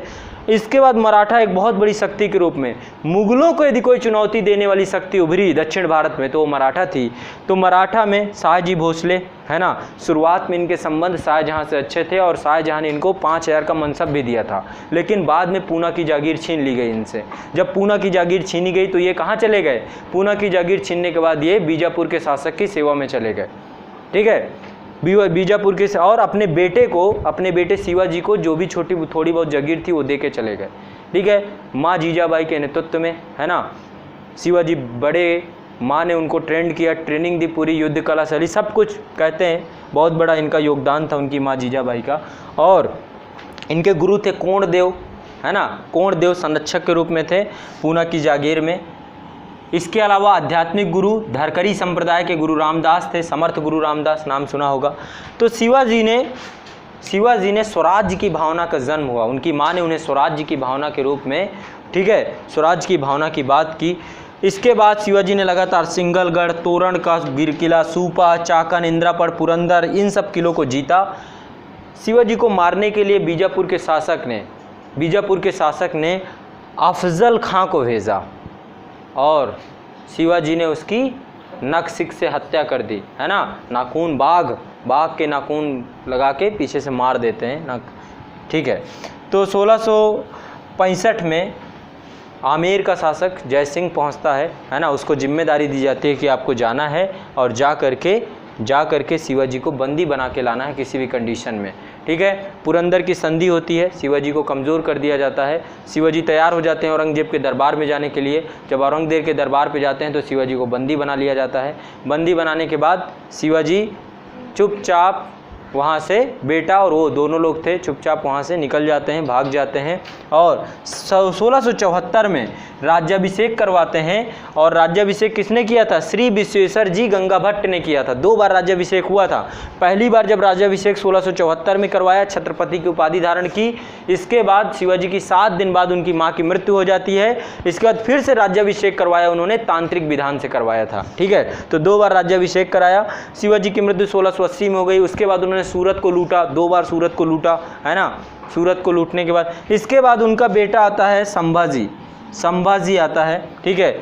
और इसने औरंगजेब के विद्रोही पुत्र अकबर को शरण दे दी, है ना, सहायता कर दी, जिसके कारण से मुगल सेना का दंश झेलना पड़ा इनको और संभाजी को मार दिया गया, बोटी बोटी काट दी गई, ठीक है। संभाजी के बाद राजा राम शासन सत्ता पे बैठता है और राजा राम के काल को मराठा इतिहास के संक्रांति काल के रूप में मानते हैं, ठीक है। और राजा राम की मृत्यु भी 30 साल के अंत अल्पायु में हो जाती है, ठीक है। इसके बाद राजा राम की विधवा ताराबाई अपने एक छोटे से अल्पवयस्क पुत्र शिवाजी द्वितीय को संरक्षिका के रूप में गद्दी पर बैठती है। राजा राम के टाइम पीरियड पे ही साहू को कैद कर लिया जाता है, साहू को ले जाते हैं मुगल, ठीक है। साहू को कैद कर लिया जाता है। ताराबाई यहाँ शासन सत्ता चलाती है। 1707 में जब बहादुर शाह प्रथम शासक बनता है तो वो साहू को कैद से मुक्त कर देता है, ठीक है। आलम के द्वारा साहू को मुक्त करवा दिया जाता है। तो जब साहू मुक्त होता है तो वापस आता है तो एक युद्ध होता है, जिस युद्ध का नाम है खेड़ा का युद्ध। और खेड़ा के युद्ध में पेशवा बाजीराव विश्वनाथ ने साहू का साथ दिया, जिस कारण से ताराबाई पराजित हो जाती है और साहू सत्ता पर बैठ जाता है, ठीक है। इसके बाद पेशवाई चालू होती है। पेशवा कौन थे? अष्टप्रधान, जो 8 उनके प्रधानमंत्री थे, जो सेना नायक थे, 8 प्रमुख पद थे, उनको अष्टप्रधान बोलते हैं। अष्टप्रधान का प्रमुख होता था पेशवा, एक तरीके से प्रधानमंत्री की पोस्ट होती थी, ठीक है। साहू के टाइम पीरियड पे पेशवाई का जन्म हुआ और पेशवा बड़े मजबूत बन के उभरे, जिसमें पहले पेशवा थे बालाजी विश्वनाथ, फिर आपको नाम पता ही है बाजीराव प्रथम, बल्लाल, है ना। बाजीराव बल्लाल बोलता था ना, तलवार की धार, और हाँ बाजीराव, हाँ तो वही है। तो बाजीराव बल्लाल ये जो है प्रमुख शासक बना। इसके बाद बाजीराव आया, माधवराव प्रथम आया, नारायण राव आया, माधवराव द्वितीय आया, फिर बाजीराव द्वितीय आया। तो एक बाजीराव था, दूसरा बाजीराव लुटिया डुबा दिया। जरूरी नहीं कि एक ही नामा राशि के काम बढ़िया, ऐसा कुछ नहीं है। तो ये था मराठा, ठीक है, ये पूरा मराठा और ये था मध्यकालीन भारत का इतिहास, ठीक है। शुरुआत हुई थी हमारी पूर्व मध्यकाल से लेकर के, ख़त्म किया हमने मराठों पे।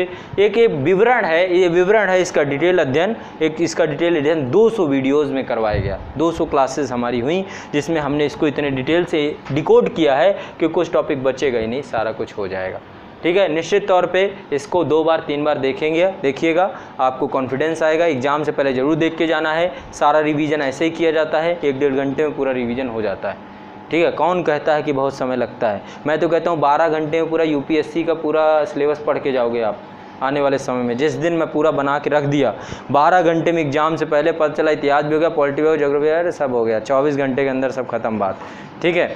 तो आने वाले समय में आपको ये सब होगा। नेक्स्ट जो अब वॉल्यूम आएगी वो आधुनिक भारत की आएगी। आधुनिक भारत पूरा डिटेल से पूरा स्वतंत्रता संग्राम तक कराएंगे, हो सका तो 2018 तक करा देंगे, कोई बड़ी बात नहीं, ठीक है। 2018 तक करा देंगे, सारा चीज़ें हो जाएंगी। तो ये रहा आपका मध्यकालीन भारत का इतिहास, 2 से 3 बार देखेंगे तो आपका क्लियर हो जाएगा। अब यदि कोई दिक्कत हो, कुछ पूछना हो तो पूछ सकते हो।